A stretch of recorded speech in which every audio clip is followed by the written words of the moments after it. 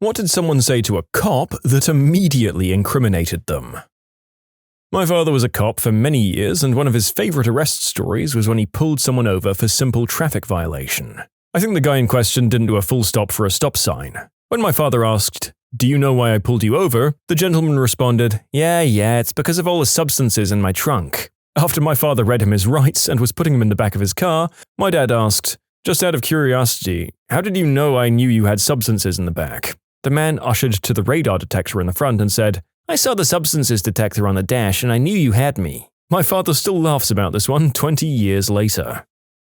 I was sitting in my patrol car watching cars drive by one night, and I see a 4-door car drive by and see it has a tail light out. Now, usually I just stop the vehicle and let them know that it just needs to be fixed. So I turn on the old cherries and berries. We go through procedure. "Hey, I'm Officer Corb with the police department. Do you know the reason I'm stopping you?" Is it because I'm wasted?" I was very taken by surprise. "Why don't you go ahead and step out of the car for me?" I'm not a police officer, but I got pulled over, and I thought it was because of an illegal U-turn I did. And as the cop goes, "Do you know why I pulled you over?" I sheepishly responded, "It's because I did an illegal U-turn." He kind of just stared for a moment and switched on my headlights and said, "Your headlights are off, and stop doing illegal U-turns." Oh, I'm the idiot in this situation. Being apologetic by nature, when I got pulled over for rolling through a stop sign, I said, "I'm so sorry, officer, I do it all the time."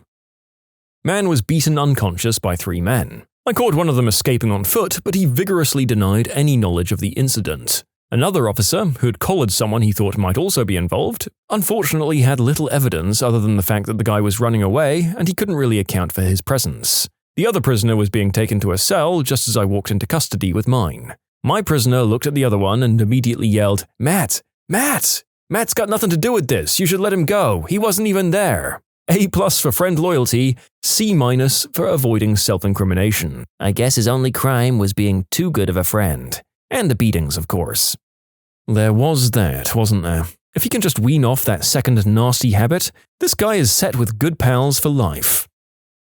Once pulled a woman over for speeding. Upon approaching the car, I noticed she has 4 young children in there and that none of them are secured in their seats, even though there are 3 car seats in the back. So I explain why she was stopped and I inquire as to why none of the kids are belted in. Her response was, "I don't have time for that crap." "Yes, Mom, I'll be right back with you." Went back to my unit and ran her, noting that she had received a ticket the previous year for the same thing, just with 1 child. Roger that. Wrote her 1 for speeding and 4 for the unsecured kids, totaling $900 in fines. If she said they'd unlatched to see the policeman or something other like a reasonable excuse and then had them buckle up, I probably would have let her go with a warning.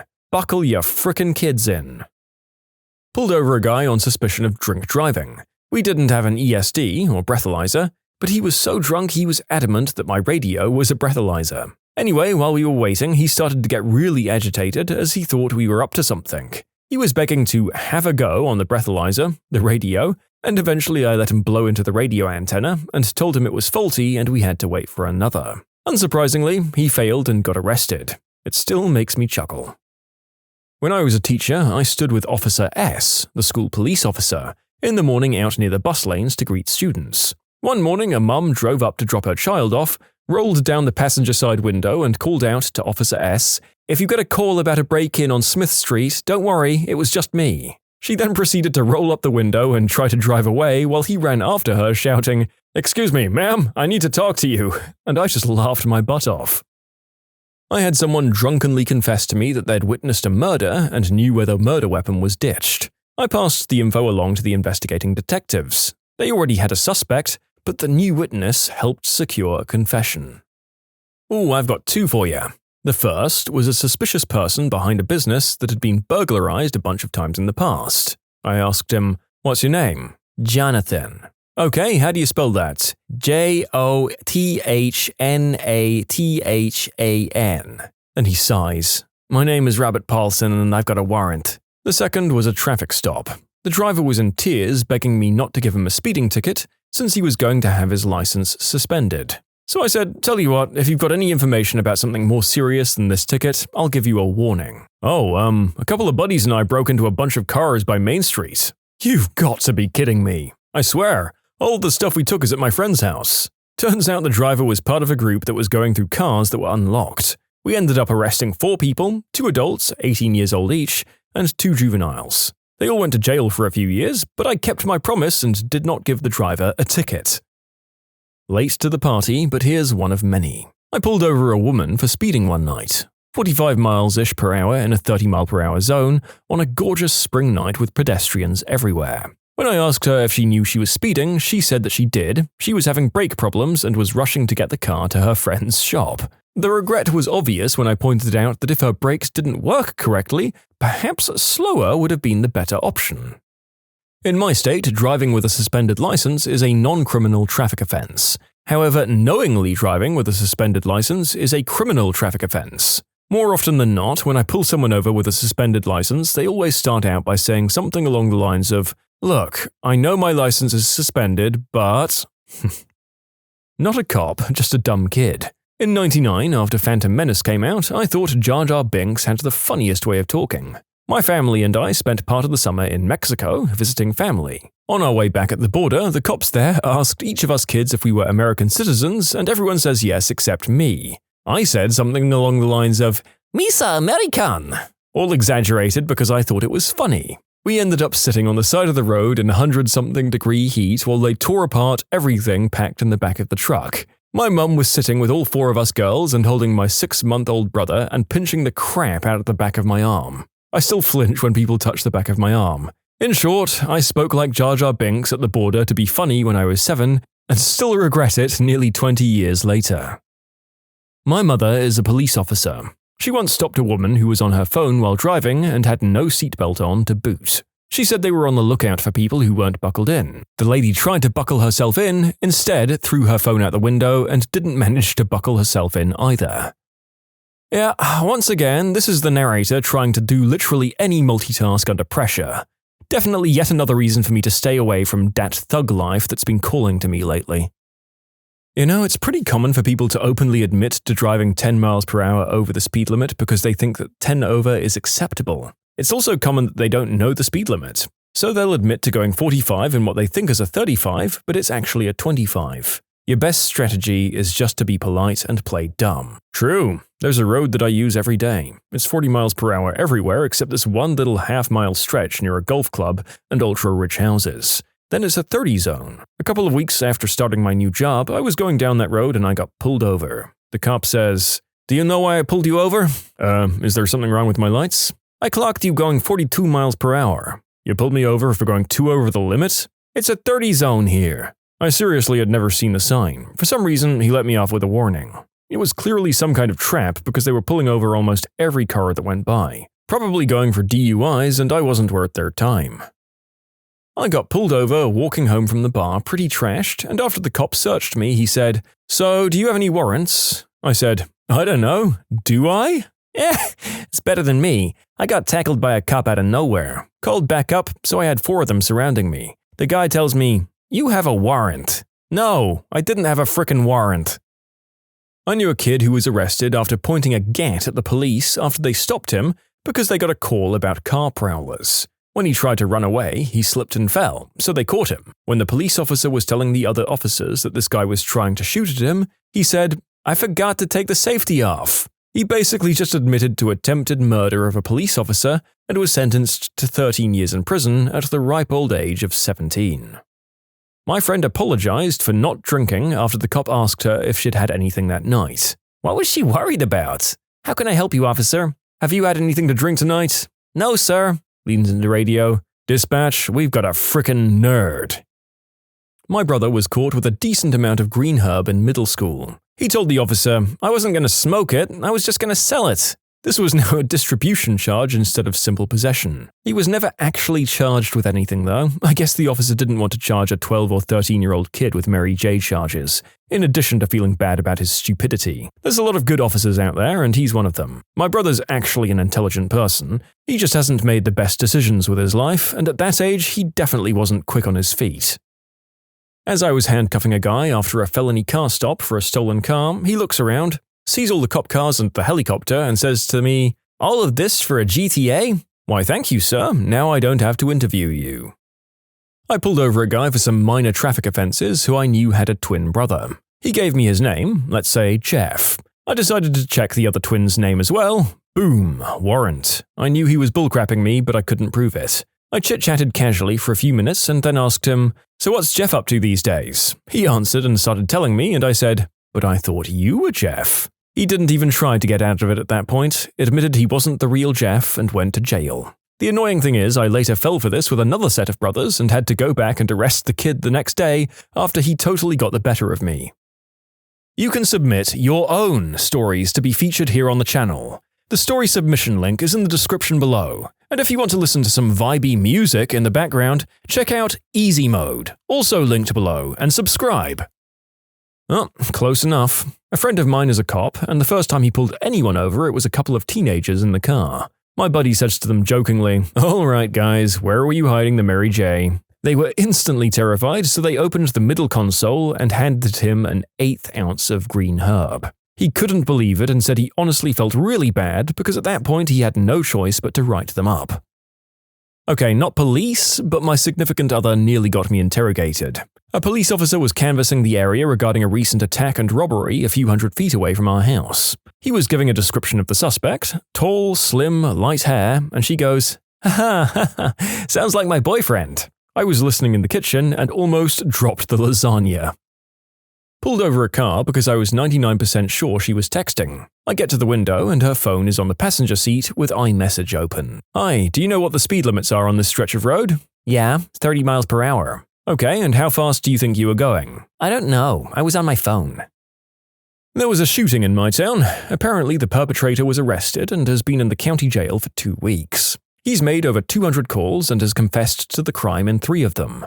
I'm assuming all the substances he's taken have caused permanent brain damage. My girlfriend was going through customs one time, and when the security guy asked her if she was carrying anything, she responded with, "Just my explosive personality," followed by finger pistols and a wink. This set of actions was immediately regretted. Crossing the US border to Canada with a friend. The officer goes, "Any drugs or weapons in the back?" "Just this dope next to me," points to me, and they tore our car up. "Good joke, bud." Oof. So yeah, I'd say that this was only a light to moderate chance of your perfectly harmless jokes inflaming people this way, but it's still not worth risking, is it? I salute you though, especially on the finger pistols in that first story. Well, I was the stupid person in my story. I got pulled over because one of my headlights was out, and I responded with, "Oh yeah, I know that, but if I just hit it with my scraper, it comes back on." I think the only reason I didn't get a ticket was because it was such a stupid response.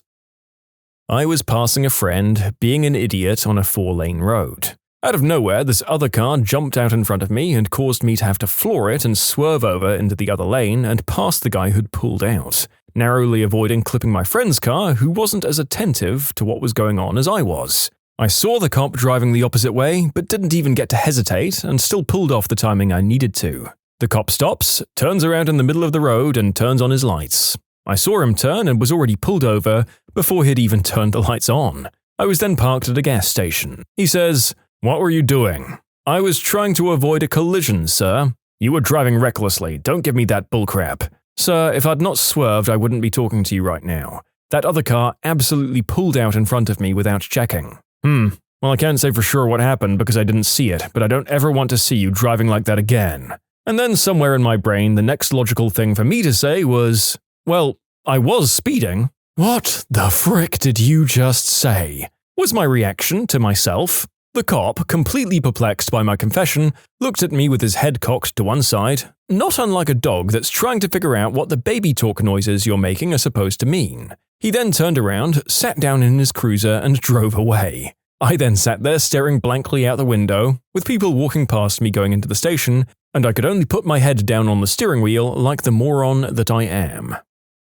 I was walking home at 2 a.m. a few years ago, about 15 minutes away from my place, when a cop came up behind me in a cruiser, crossed into the opposite lane just to pull me over. I was walking on the sidewalk. The whole thing actually made me laugh because out of the corner of my eye I saw the flashing lights, heard the siren, and saw this cop haul butt across the street to pull me over. When he rolled down the window to get my attention, I asked, "Sorry, officer, was I speeding?" He did not find that funny. He didn't detain me, though, but considering he'd found a reason to pull me over, it was probably a slow night and I was the only living soul he'd seen in the past 15 minutes, I wanted to make sure he was the one who decided the conversation was over. I had nothing on me, I hadn't been drinking, and I did nothing wrong. If some of you are thinking I still should have been worried, this happened in Ontario, Canada. When he pulled me over, he asked me what I was doing. I was walking back from my girlfriend's. My car was in the shop that week. The cop started trying to poke holes in my story, asking about whereabouts does she live, saying he didn't believe me that I could walk that far. My only hope at this point was to be so friendly with my answers that he'd get bored and drive away.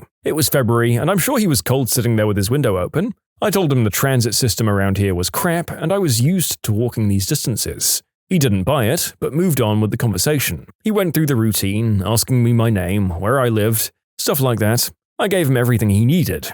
He then asked me what I did for a living. I'd just gotten out of film school and just did some crappy PA work at the time, so I told him, "Oh, so you're in the film business. You must have white snow on you then."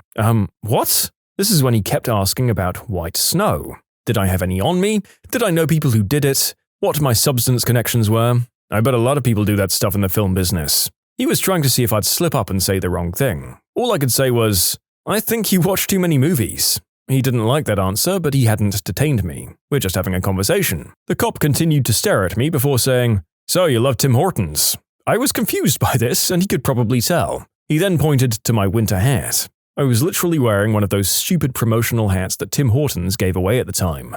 It wasn't even mine. It was my girlfriend's. It had randomly started snowing that night, and she didn't want my head to be cold, so she gave it to me to wear. I honestly thought it was just a black hat. I had no idea it said anything. This is where we hit the 30-minute mark, so I said to the cop, "Hey, if you really want to search me, you can. I can even show you my ID again. It's really cold and I just want to get home tonight." He stared at me for a good minute. He had that face that kids usually get when they're told to stop doing something annoying, and that they know they should stop, but they want to let you know they're not stopping because you told them to. It's because they want to stop on their own. Then he rolled up the window and drove off. He'd kept me for 30 minutes, in the cold, just going off at me. He kept asking me if I had white snow on me or knew how easily to get it. So either he was desperate to bust me for something at that point, or he just wanted to buy stuff himself. Seems like a very awkward conversationalist. I wonder if he was really just that bad at talking to people so that everything he said or reacted with seemed incriminating. I've actually talked to people like that. Or maybe he was playing a weird prank. I used to intern for a prosecutor. We had one case where we had the officer's report for the DUI. After completing and passing the field sobriety test, the guy told the officer, "Oh good, I thought you were going to ask me to say the alphabet backwards. I can't even do that sober." We kept a copy of that report in the office for later laughs. I work in emergency medical services, so I'm often on scene with the police. I can't tell you how many times I've seen people ask, "Am I going to get a DUI?" I mean, that's like the only way you get a DUI for sure. I never touched a screw. He was suspected of an attempted burglary where the MO was unscrewing a bunch of bolts to loosen a steel security gate. I hadn't told him anything about screws, just said he was detained on suspicion of attempted burglary. He also went, "Why don't we go over there and have a look then?" pointing towards the fresh crime scene. I hadn't quite got around to telling him where the attempt had taken place. Oh, and to top it off, he tried to drop a pair of yellow rubber gloves, the washing up kind, without us noticing. Most cliché, "I'm trying to be sneaky" body language ever. Like something out of a kid's cartoon.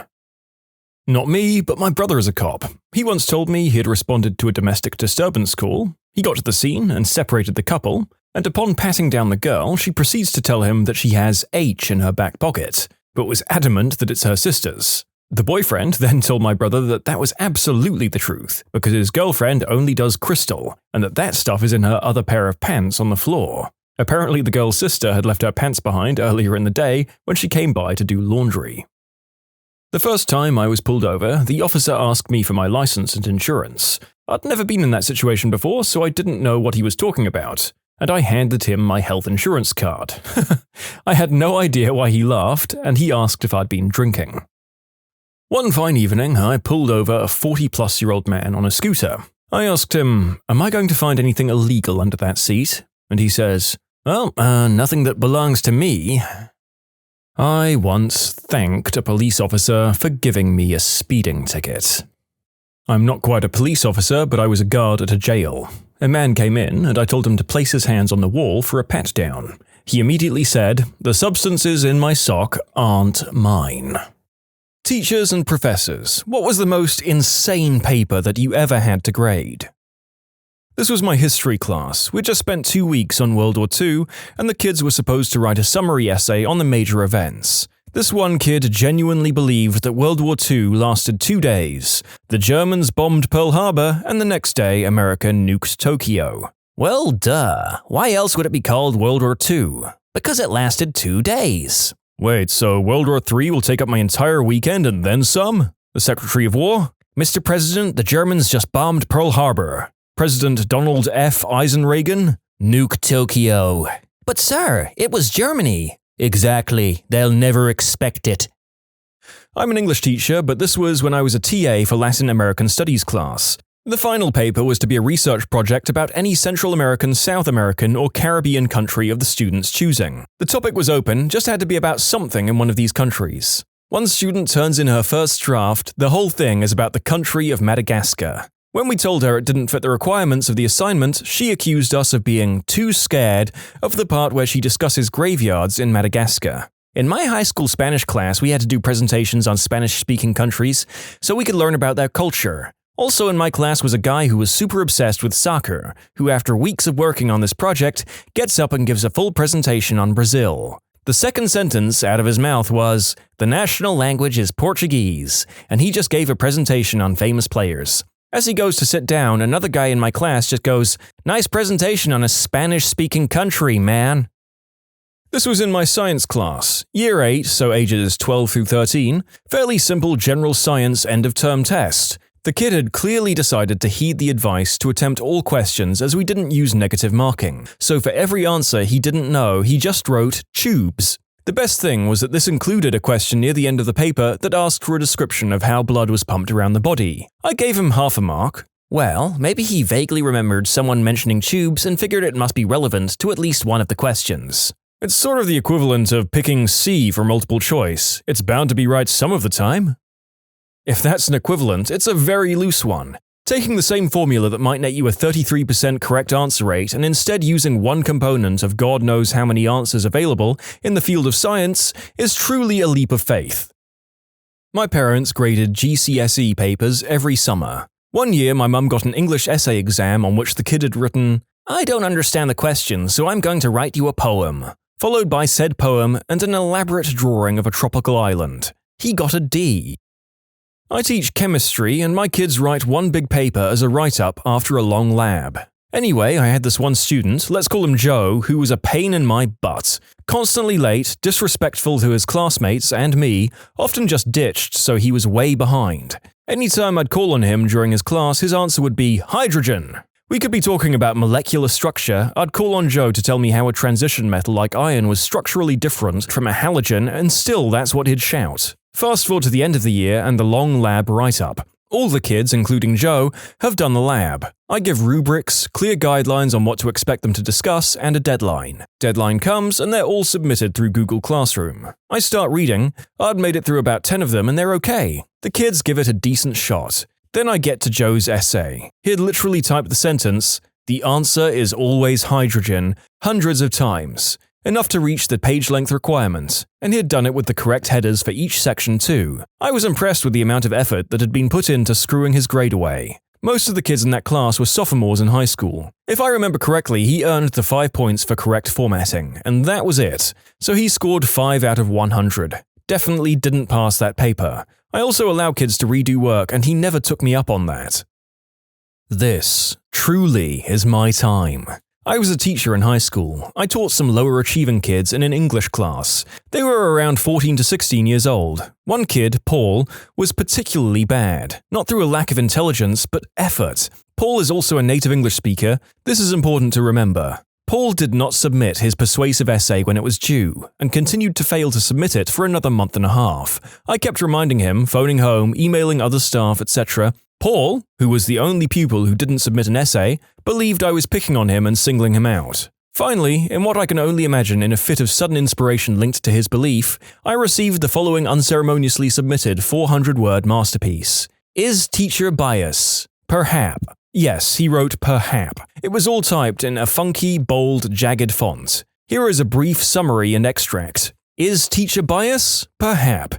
In my experience, teacher is very biased towards me for no reason. It went on about what he understood to be the faults in the teaching profession for most of it. However, another particular highlight was where he stated, teachers can be racist, as reports have found. He proceeded to never reference this or go into detail about racism or reports ever again. Paul was also white, just putting that out there. I still freaking have that essay. I once was in an English class with several papers that had to be peer-reviewed. One of my classmates wrote a 15-page paper that was, for the most part, barely comprehensible. But the real kicker was that she directly quoted Santa Claus 2. In a final paper for a college-level senior capstone, a real person quoted the 2002 Tim Allen Christmas comedy Santa Claus 2. We also had to discuss each other's papers in class afterwards. Awkward. I genuinely laughed aloud at this. I have to know, what was the quote? Seeing isn't believing, believing is seeing. Well, it's weird they picked the second one because I'm pretty sure they say that in the first movie too. I had a student who wrote about the right to, quote, bear, spelt B-A-R-E, arms. For some of the paper, he was talking about concealed carry laws and he was for it. Then he started arguing against the Second Amendment. Then he started talking about women wearing short-sleeved shirts. This was a college-level class. I still have photos of this paper, though I've lost the original copy. It's glorious. I read it to all new friends. Geography teacher here. I teach 18-year-olds. I had assigned a scientific paper for about 5 pages long. Topic was chosen from among the chapter on space. Had a student write it on the subject of the moon. Went off on the good start, different theories of how the moon came into existence, then suddenly she switched into astrology. It was so smooth I didn't notice until a full paragraph in. I had to explain to her why she failed. One of my classmates once wrote and presented on this wacky jumble of conspiracy theories about the Illuminati. The paper was bad, but the presentation was awkward as frick. He was doing numerology on the chalkboard to demonstrate that the Pope was actually the Antichrist and that George Bush was one of his minions. It would have been funny, but I'm pretty sure he was schizophrenic. Everyone just got really, really quiet, including the professor. There was this girl who wrote about how the English language was only partially accessible to women. Not like that men had dominated the English language in terms of publishing or less censorship, but as in there are words and phrases that are 100% incomprehensible to women because of genetic differences between men and women. Did she have any explanations for why she thought this?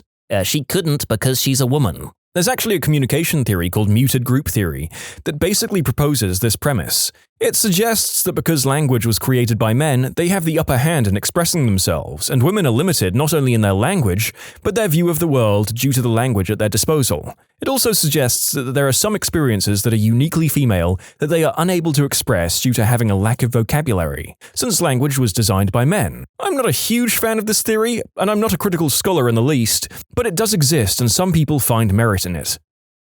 I was a creative writing English major, and for the most part we had to peer review our classmates' work. We had to provide positive criticisms. Early on, it became apparent that some people were majoring in creative writing because it was an easy A.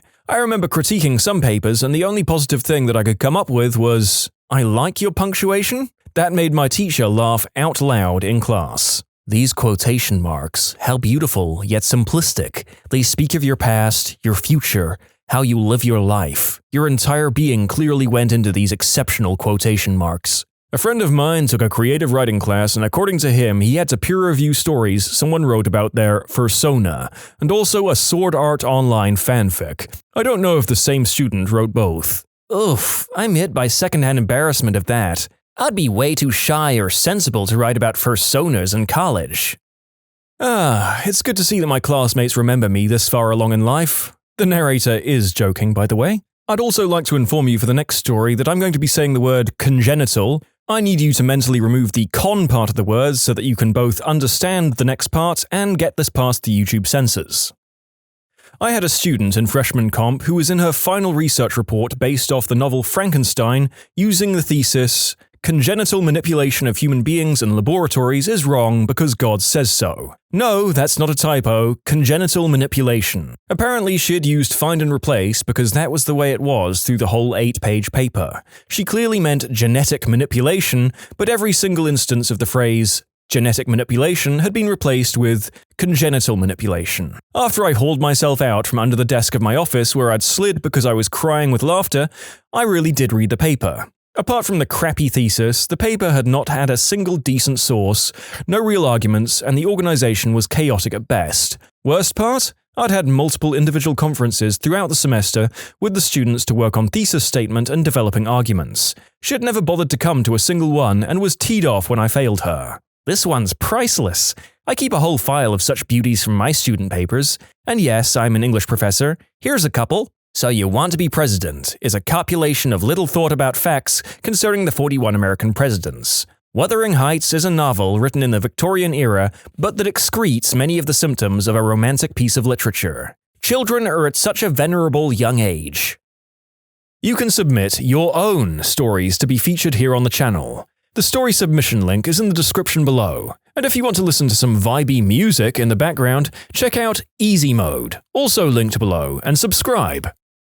I was in a master's program for the last 2 years, and I had to peer review a classmate's paper. Holy crap. We were supposed to write a persuasive research essay on an effective way to make college more affordable.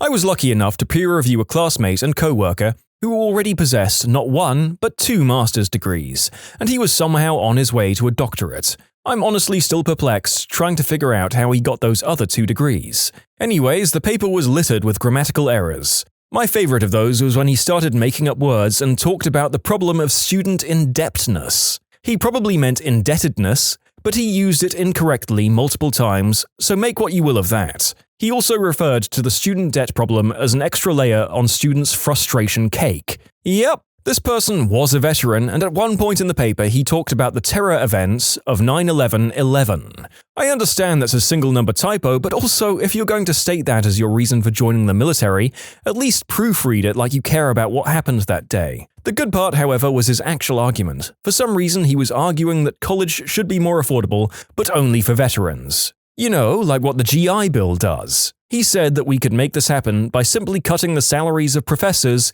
and giving that money back to the students. We're going to save colleges and universities in America by failing to pay our professors, everyone. Just the way he wrote indebtedness tells me how he's already had 2 masters. I worked with a nurse once who was horribly lazy and an all-round bad nurse and a miserable person. We looked her up online to see how she possibly managed to get through nursing school. We found her resume where she repeatedly referred to herself as a register nurse. Then we asked another nurse we knew how she made it through school. They went to the same university. That nurse told us they tried to kick her out over and over, but she had threatened to sue them, like she did everybody at work. So yeah, a college education doesn't necessarily mean anything. Math teacher in our school graded an IB/SL math examination, and out of 90 marks on the test, she was able to award 1 mark. It wasn't for lack of trying either. Whoever wrote the exam tried a solid amount of the exam, except they literally didn't get anything but 1 question right. Current English professor. I can't think of a single worst, but here are some crazy ones in my Hall of Fame. Number 1. When I taught 8th grade, I had to insist that a photo of a koala bear off Google Images would not serve as a proper paper title. 2. Just a sad one. One student really slacked off on a paper with a fully MLA formatted first page, 2 sentences and an "I'm sorry, Mrs. Lancer." 3. The paper wasn't bad, but despite going over APA title pages at length in class, I had a student who turned in their APA paper with a teal and turquoise book-like MS Word cover template that was gaudy and had very little of the required info. 4. I can think of many where the writing was just poor or didn't have proper grammar, but one goof from a recent semester sticks out in terms of errors in writing. The student did a good poetic analysis of the poem "Because I Could Not Stop for Death," cited it correctly as by Emily Dickinson, yet all throughout the paper referred to the poet as Elizabeth Dickerson. Also, in one that doesn't at all count amongst my worst, but maybe one of my most memorable,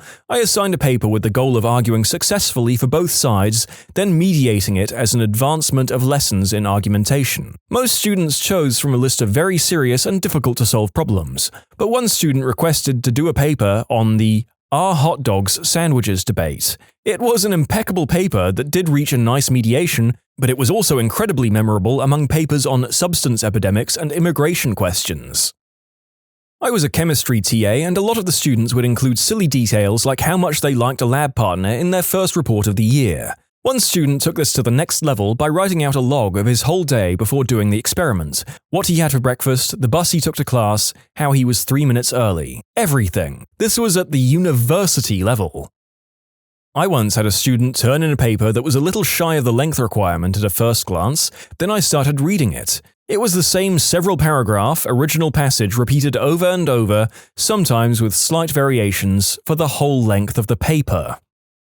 Not a teacher, but I peer-reviewed the essay or short story of a classmate of mine in my junior year of high school. We were supposed to write about a historical event from the perspective of someone who was there. For example, I wrote about the perspective of a court stenographer in one of the McCarthy trials. This girl decided to write about the first Olympic Games, but seemed to have a basic lack of understanding of history. Her story, which again was about the first Olympic Games from the perspective of an athlete, involved texting, cars, and was absolutely laden with pop culture references. In addition to this, every I was lowercase, and the whole essay was center justified, because of course it was. I'm not sure if I'm remembering that part correctly, but I swear it was in Comic Sans or something like that. I didn't want to tell her that the entire story was terrible because I'm weak, so I just told her to check her capitals and punctuation and things like that. God, peer-reviewing someone's awful work is the worst. I don't know if it's necessary, but I always feel the need to tiptoe on direct issues like, oh, I don't think they actually had all that stuff back in 1896.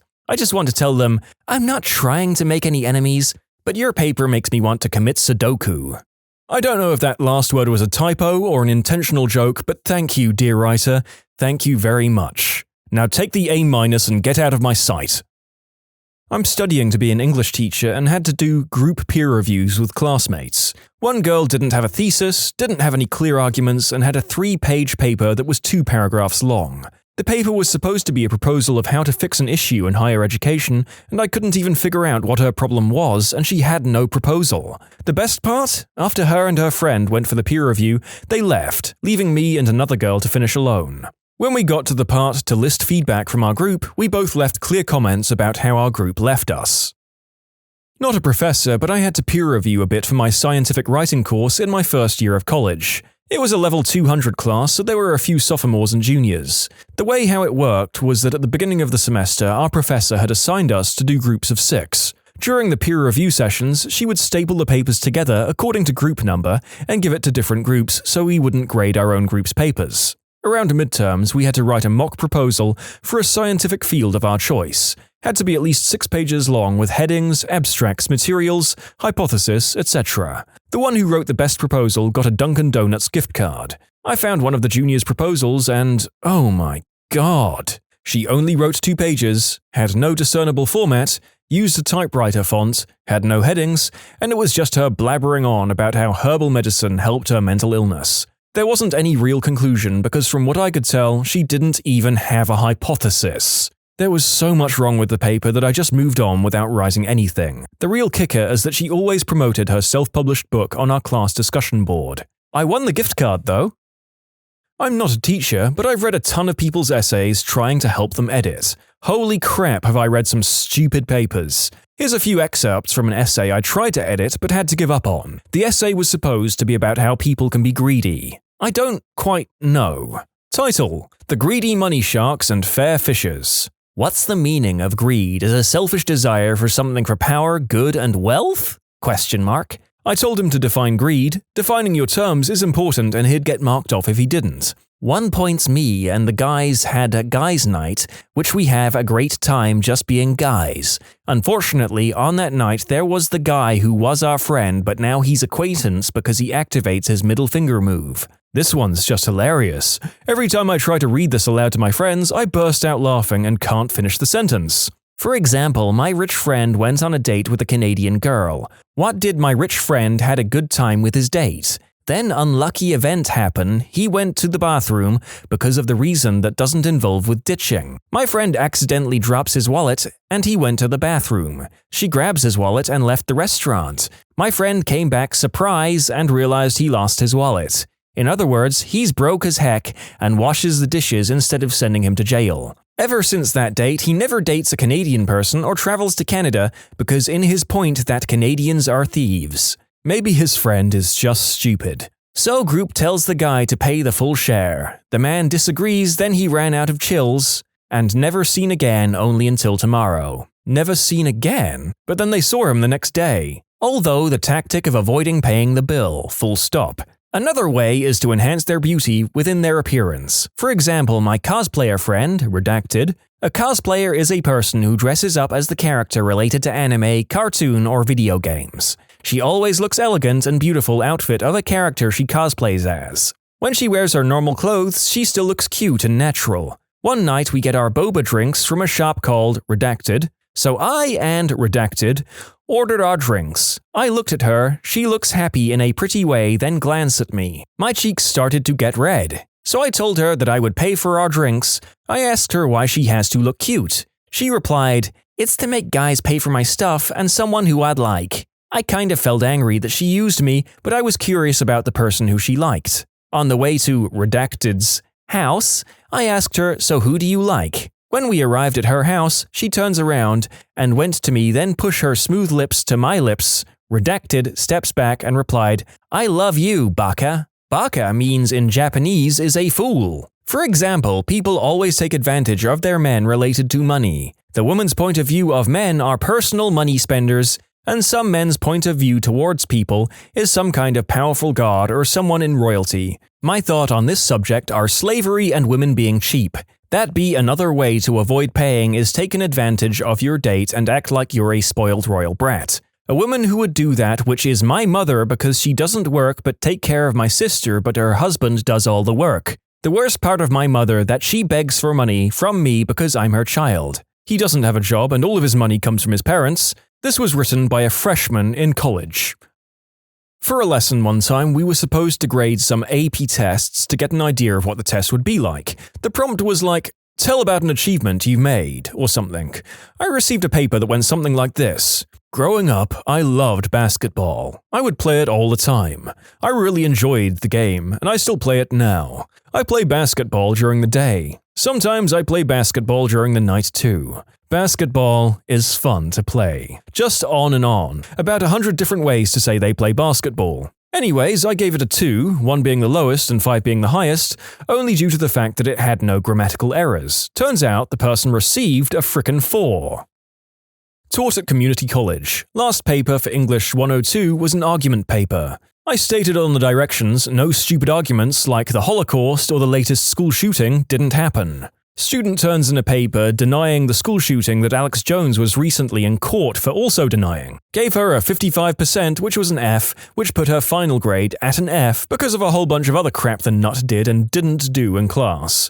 One of the sentences was something along the lines of, "Who can blame the crisis actors for doing what they did?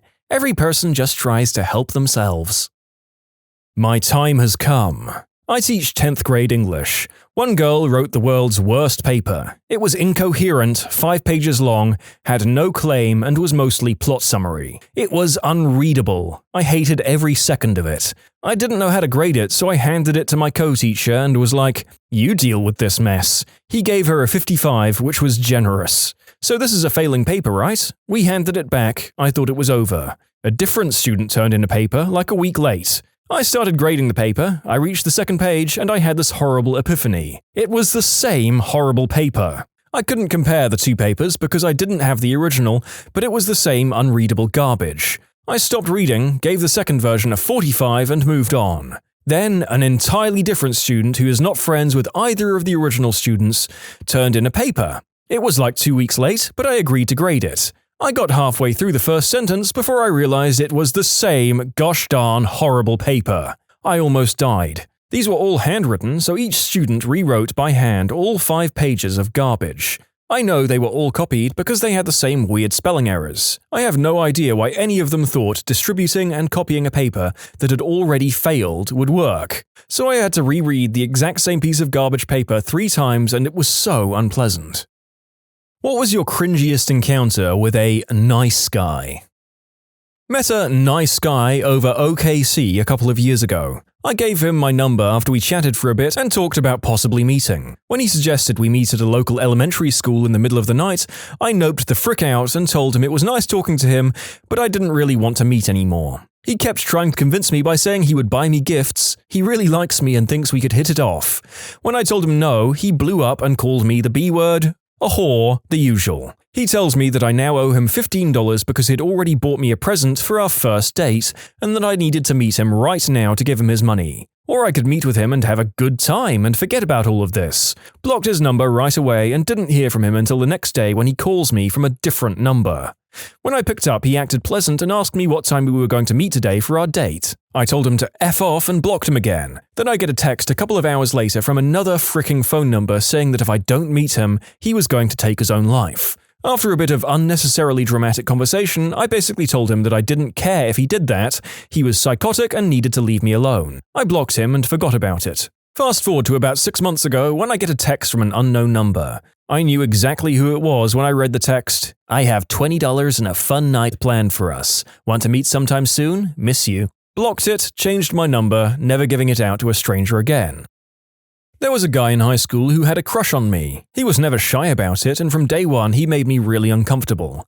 He had asked me out multiple times a day, always in front of my friends, who didn't help because they'd always egg me on to go out with him. I was the new kid in school and they'd all been friends with him since elementary. When I kept saying no, he assumed it was because I was seeing someone else, so he started telling people that I was sleeping with random guys at school. I wasn't. I had no interest in dating any of the boys I went to school with. Anytime I tried to tell him to stop doing that, he, and anyone else around for that matter, said he was just joking and needed to lighten up. It all came to a head at the homecoming dance my junior year. He was a senior, so it was his last homecoming. Apparently, the day before homecoming, he told one of my friends that he'd asked me out to the dance and I'd said yes. He had not asked me, I never had any intention of going to the dance. He kept going on to my friend about how special he wanted it to be, that he spent all of his money on tickets, gas, new shoes, and a corsage. My friend was so excited for him that she went over to his house the day of homecoming and helped him get everything ready. She also told all of our friends what was going on, so everyone was under the impression I was going to the dance with him.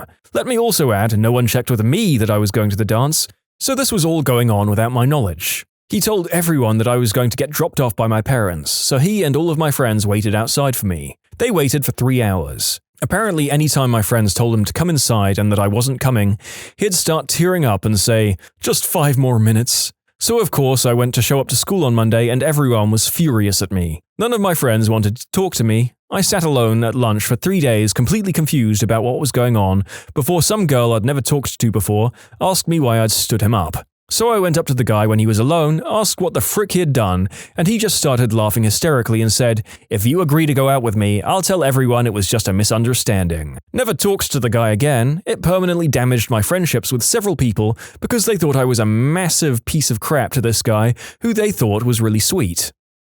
Holy God, what a manipulative moron. There's just so much premeditated destruction of the girl's social life on display that he deserves whatever badness life throws his way. I had to get a ride from a friend my junior year of high school. For some reason, I didn't have my car. I don't remember all the details. He stopped about a mile from my house and pulled over into the side of the road. He had told me he had had a dream where we had made out and that I was a really good kisser in it, and he decided I could either walk home from there or kiss him.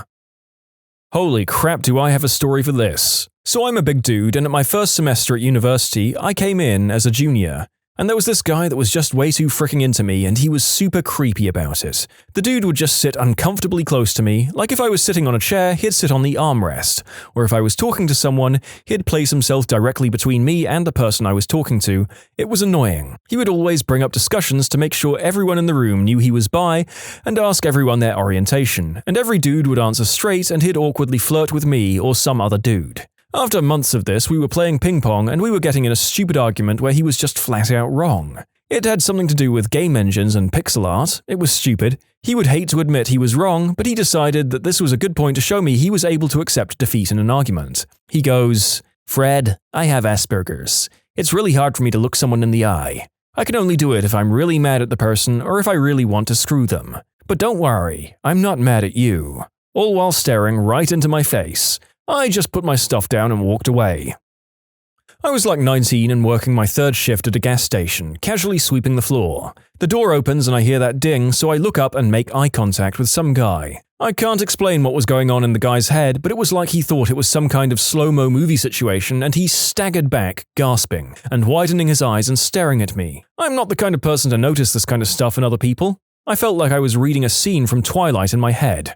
I went behind the checkout counter, he grabbed his Red Bull or whatever, he kept obviously looking at me in shock and shaking his head like he was trying to psych himself up for something. Ladies, you know that feeling when you know someone wants to catch your attention and talk to you, but you're trying to keep it casual? This went on for like 20 minutes and I couldn't accomplish anything because I'm waiting for this dude to check out. Anyway, so he walks up to the checkout super dramatically, I check him out, he stares the whole time and finally says, "I never expected to see such a beautiful woman at a gas station. This is fate, you shouldn't be working here. I just can't help myself, I have to ask you to go out with me." I said, "Sorry, I have a boyfriend." He seriously looked enraged. He clenched his fists and gave me this overly dramatic, scary look, grabbed his stuff and stormed out the door. He moved his car so the bright headlights were facing the front of the store and sat there until the next customer came, probably an hour later. Honestly, I wasn't too scared, it was just really like, what? I just wanted to finish my list of duties at this crappy gas station and live my life. But some Joe concocted a bizarre dream scenario in his head and somehow that was my fault. Gotta love the sheer stupidity of thinking both that you're way too pretty to be there, but then being shocked and enraged that you could possibly have a boyfriend. What a nutcase. A guy sat down next to me at a coffee shop and asked why I didn't have a boyfriend. That was his opening line, so I told him I did, and he immediately looked appalled, demanding to know where he was, and I was like, "Bro, do I need to wear a sign or something?" Nice guy said he was doing me a favor by trying to stick his hands down my pants because he was the only one that would give me experience, being the size that I was. Joke's on him, I lost 65 pounds after that and turned my life around completely. Had a very difficult, traumatic end to a long-term live-in engagement. He went to jail, I decided to go to Europe to backpack for the summer. Best friend, male, agreed to come along and was very aware that this was a post-breakup getaway, to clear my head and have fun. He flew out ahead of me to visit family. I arrived at the airport to see him waiting for me in Europe on bended knee, ring, flowers and all. I was furious and that friendship was destroyed. Vacation was equal parts horrendously awkward and tense and amazing, but ended with him drunkenly ranting about it all in a hostel one night, ultimately becoming inappropriate and then physically aggressive toward me, and a group of strange hostel bunkies helping to quietly pack my stuff while he was finally passed out and get me to the airport and home immediately. I haven't seen him since, about 8 years now. I guess in his mind it was the perfect cliché movie moment to begin our lives together. He had 10 years to speak up, but felt that the very first moment I step on European soil to begin my newfound freedom and let go of it all was the absolute best moment to inform me that he had lied essentially about our platonic friendship for a decade and wanted an immediate transition to being lifelong partners, right then and there. My stomach is churning even now thinking about it, and of course people gathered around and cheered. I believe that's what it was that infuriated me the most. It's humiliating to be put on the spot like that in front of so many strangers, expecting and hoping to witness a fairy tale moment. I had to loudly say something like, "Come on, stand up, you're joking right, brother friend. Quit playing around, let's go celebrate my 7-year-long relationship ending last week, and go party my freedom now. Ha ha ha ha." Of course, I'm the bad girl in that situation, and he's just cliché hopelessly in love best friend, good guy, finishing last as always. Someone even booed me. Met a guy at a gathering at a mutual friend's place and ended up getting stuck talking to him all night. Night ends and I don't give it another thought. Couple of weeks later, he calls my house. I didn't give him my last name or my phone number. Since he now has my number, he also knows my address and starts showing up at my house at weird times, sometimes with his equally creepy sister. Fast forward a few years and I haven't lived at home for at least a year. He shows up, Dad answers the door and just tells him I'm not in, not that I don't live there or anything. Later that same night, Dad lets the dog out for a pee before bed. Dog disappears into the backyard, chasing something he really wants to catch. Thinks it's a skunk or something until he hears the gate on the neighbor's fence open and close quickly. Dog has chased a person out of the backyard. My old bedroom window faced our backyard. We don't know for sure, but I think my dog chased that frickin' creep out of our yard. Screw you, Adam. I don't think we have a catch-all name for these so-called nice guys of the world in the same way that we have Chad for D-bags and bold players. But yeah, for the purpose of addressing all the nice guys in this collection, screw all of you, Adams. Drinking too much on the first date in order to stay over at my apartment and sleep on my couch, and then try to worm into my bed at 3 a.m. You can submit your own stories to be featured here on the channel. The story submission link is in the description below, and if you want to listen to some vibey music in the background, check out easymode, also linked below, and subscribe. I knew this kid in 9th grade who seemed like a nice enough dude. Let's call him Frank. We became friends over our mutual love of video games, with him seeming to be a lot more invested in the friendship, but like I said, he seemed harmless. One day, I invite him over to the house to play games on my PlayStation. We have a good enough time, him continuously talking about how he's so happy to have a friend who likes video games and is a girl. Red flag, I know. I got to school the next day, and during class, my friends tell me that Frank went and bragged to anyone that would hear that I invited him over and that he heard I was super easy and bought a condom. Just in case. Being an angry and petty teenager, I walk up to him during lunch period in front of a bunch of guys and called him out for what he said. He began stuttering, but before he could finish, I told him he was a creep and to never talk to me again. Cut to a few months later, and I'm called into the vice principal's office. I get there and she asked me if I was friends with Frank, and I responded that we used to be. She asked what ended our friendship, and I explained the situation to her. She looks at me and says, "That's not what he told us, but I think I know who's telling the truth." Turns out that after I ended the friendship, Frank fixated on another girl only to discover that she had a boyfriend. Frank decided the best course of action was to get rid of the boyfriend by pulling a knife on the kid in the hallway and threatening him. Security, of course, gets him and discovers that he only had a butter knife. Still, he threatened someone, so he was called into the principal's office. Whereupon, he explained that the only reason he pulled the knife on this guy was because he was so heartbroken after I dumped him following our 6-month anniversary, and fell in love with this other girl because she treated him right. He got suspended, but since it was close to the end of the school year, he just never came back and transferred schools the following school year. Good riddance. I considered him a friend. Stayed at his apartment when visiting his town. He slept in the living room, I in the bedroom. When it got late, he started making jokes about how he had hidden the bedroom key and that I should get ready for him. I spent the night half awake and fully dressed from sheer fear. In the morning, I packed and wanted to leave, but he wouldn't let me go without having a goodbye kiss. He physically blocked the door so I couldn't get out. I tried to play it off and somehow managed to squeeze by him without getting kissed, but it was a terrifying experience. And that was the end of our friendship. I've got a weird one. A good buddy of mine was moving across the country. I'd known him for a while and he was very gay. And I'm not, but we were still pretty close friends. He had his going-away party at a very gay bar here in Austin. No big, I'm comfortable with my heterosexuality. I'll go and have a few drinks and dance a little and go home with my girlfriend, who went to the party with me. Well, we get there and about 20 minutes in, she gets a text that her friend's sister has been in a bad car accident. She leaves to go help her friend. I decide I'll stay for another hour or so before heading home. I'm at the bar having a drink and I start to feel tired, so I'm going to go outside and call an Uber. As I'm outside, one guy from the party group, but who I didn't know at all, asked what was going on, and I told him I was leaving. He was like, "Dude, I live right by you, I'll drop you off." I didn't think about it at the time, but he would have no clue where I lived because we had barely been introduced at the party. I get in his car and as we turn the corner he puts his hand on my leg. I kinda snap out of it and say, "You know what, man? I'm uncomfortable here, why don't you let me out of the car?" I get the whole, "Nah bro, I'll get you home safe, it's fine. I won't stop." Doesn't pull over, comes up to a stoplight, I try to force open the door and the door won't open. He won't look at me and by this point I'm saying very forcibly to let me go. I normally conceal carry, but not this night since I was in a bar, and I was drinking. Both illegal to carry a gun while doing so. After a few more lights and silence where I realize that he's taking me somewhere against my will, I realize that I have a window breaker on my keychain. It's one of those combo thingies that can cut a seatbelt and break a window if your car is underwater. So I pull it and immediately break the passenger side window at the next light and start crawling out. Luckily, there were like 8 people that saw it happen and came running over. He still wouldn't unlock the door. When he saw them running over to help, he opened the door and pushed me out and sped off. He was in a stolen car and no one knew him at the party. He had just started associating with our group early on and I thought he was part of the party. It was scary as heck. I worked for a few years at a children's museum. There was this single dad with 3 daughters who was cute but way too old for me, especially at the time when I was 19 and he was about 35. I also got a weird vibe from him, but he was always very nice, if a little uncomfortable. His daughters were adorable. The following events happened over a 6-month period. One day, some guest approaches me and asks if I've seen this missed connections on Craigslist about the museum. It was about me. The guy was writing about things we'd talked about and was saying how good we would be together, etc.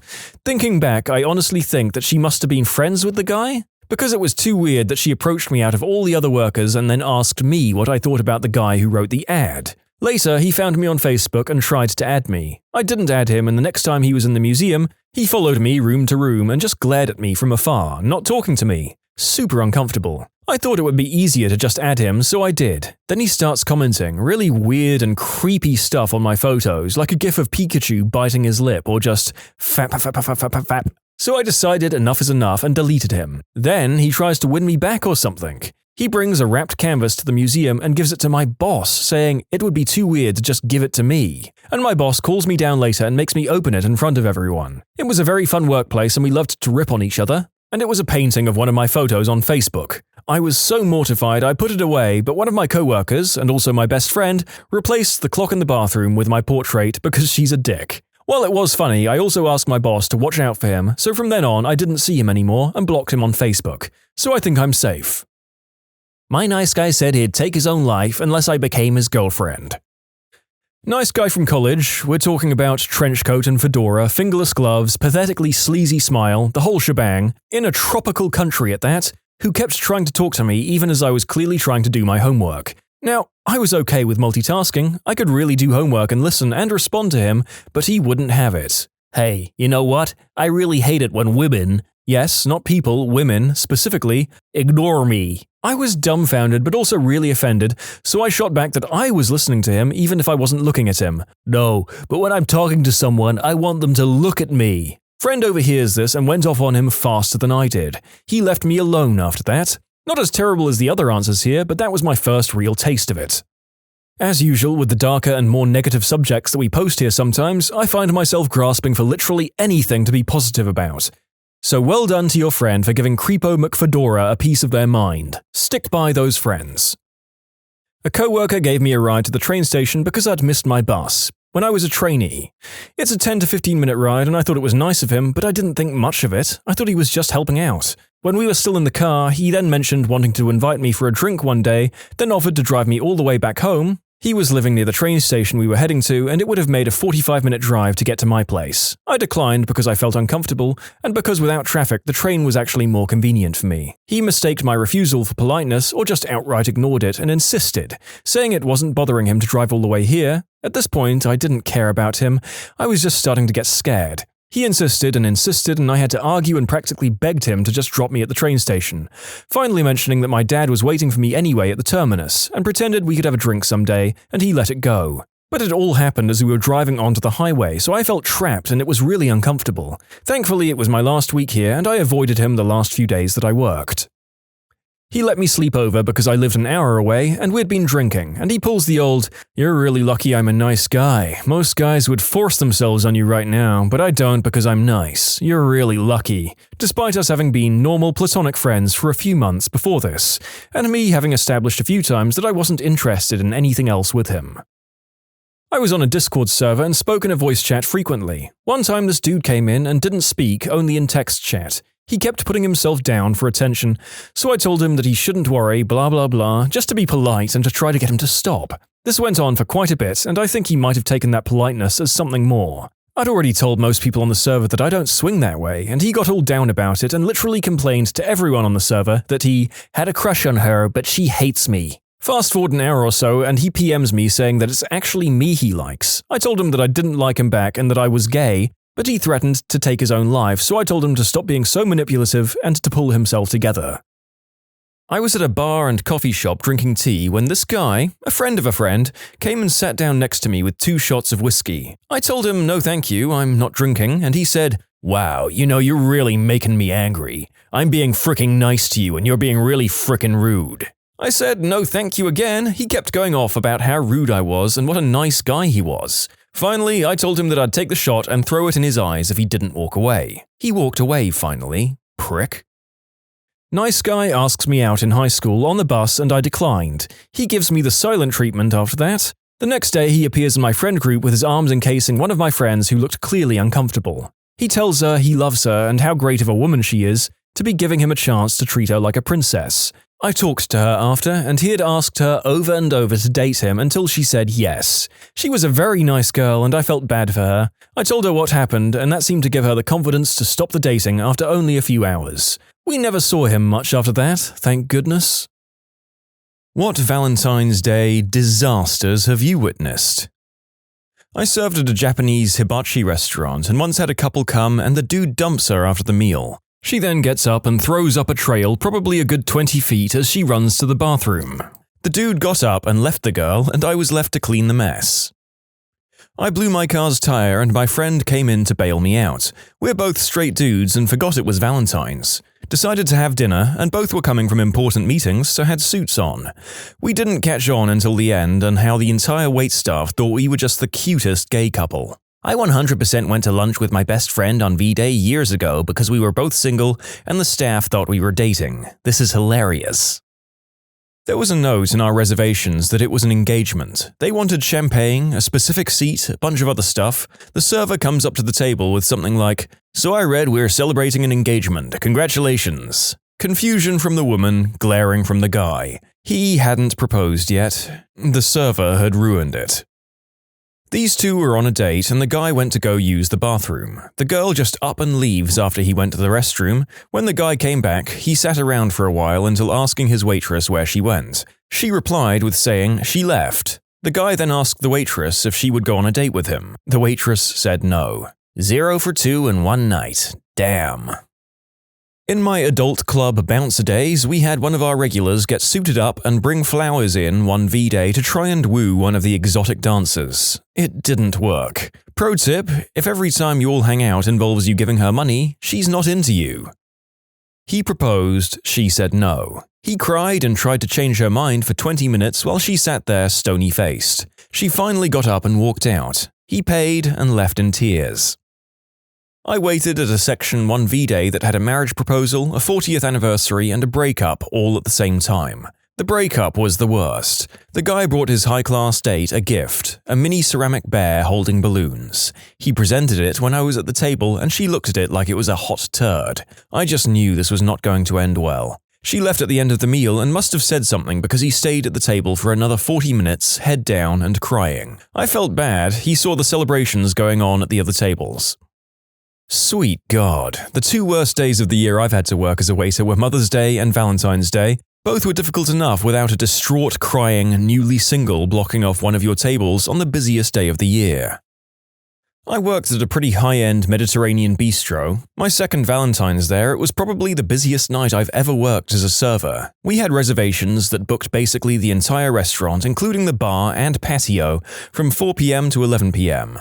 No walk-ins were to be seated unless a reservation was cancelled or someone with a reservation didn't show up. Most of the customers were pretty understanding and either waited or simply left. One dude, however, kept pushing and asking every 10 minutes how much longer until he's seated, constantly saying he's a regular customer and how his date is going to be there at 7. He got there at 6. We insisted that once a table was available and all the customers before him were seated, he'd get a table, but because of the amount of reservations, we couldn't guarantee he would even get a table at all. At about 6:50, the guy loses it, fast walks up to the hostess stand where the reservation book is, grabs the reservation book and practically runs out the front door. Now, everything is going to complete crap because the only copy of the reservations for the night that is barely half over is gone.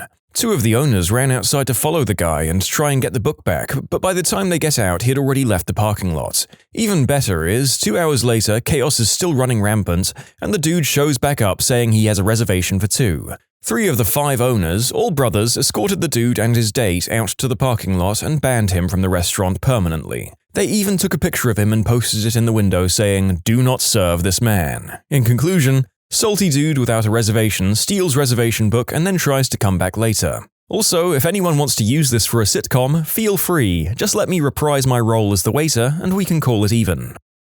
I used to work front desk at a hotel. One Valentine's Day I was working the night shift and this woman comes down with a cut above her eyebrow, looking like she just went a few rounds in the ring with a boxer. Woman starts sobbing and asks us to call the cops, which we do immediately. Turns out this girl's boyfriend just beat the crap out of her during a fight, and from what I could tell, this probably wasn't the first time. So after the cops show up and haul the dude off, my manager offers her a different room on comp, as we need to leave the guy's stuff where it is for him to pick up the next day. She accepts and I go up with the woman to help her collect her stuff and move to the new room. There were a bunch of bottles of alcohol in the room and she donated them to the front desk staff. I got a bottle of Hypnotic and some vodka. Manager got a bottle of Patron. Cherry on top of everything, the dude's wife called later that night saying someone had stolen his card as he was out of town on a business trip. Never one to defend an abuser, I told her where she could find her husband. Fun times. Thanks for telling the wife. My mother has been cheated on and the hotel staff wasn't able to tell her anything. I understand why they're not able to, but thank you for doing that for a stranger. I was a delivery driver for a fruit bouquet company and I had 2 arrangements from the same guy. Routes were made for me and the truck was loaded so there was no way I could mess this up. Delivered both arrangements to the appropriate address. I headed back to the store to find the store owner and the guy who sent these in an argument. This idiot put the wrong name to the houses, and it was on the card with the arrangement, along with the phone numbers. So both women called each other and then called the guy. He tried to say it was my fault. Then the person who took the order, he'd ordered it online. All we did was import the order. I hate Valentine's Day because of that place, but man, that was a great moment. I was a pastry chef at this big resort in Cape Cod. We got a special order from this guy who was coming in for his anniversary, Valentine's Day. He wanted his dessert to have "Will you marry me" written on it so he could pop the question when it came out. He called ahead to the front and back kitchen, even came in himself that morning to make sure it was good to go. The whole crew was behind him. We had cooks all night coming in to ask if it had happened yet. I wrote the inscription on the plate and dressed it to the nines with gold leaf and expensive chocolate. I'm taking a picture of the plate just before it's sent to go out and notice our head waiter come in with a weird look on his face. He says plainly, "They don't need it." She had broken up with him before the entrees hit the table.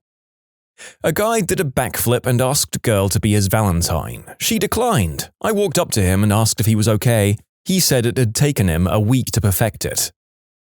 I was eating in a fine dining establishment, Chili's, several years ago. In the next booth was a really young guy who had a big bunch of roses on the seat next to him. He kept looking at his watch, looking at the roses, popping open a ring box for a peek at the ring. He did this for half an hour or so, then began calling and texting someone, presumably his girlfriend, over and over. As we were waiting for our check, he hands my wife the roses, mumbled something, and walked out. Poor guy. To clarify, I don't actually consider Chili's a fine dining experience. My wife and I had done some shopping and stopped off for a burger and beer afterward. Walking back to my dorm room once, a guy was carrying roses. I think this was around Valentine's Day, I don't remember, and he handed one to me. Made my day because it had been a crappy long day, but I wonder what kind of day he had been having to be handing out roses to strangers.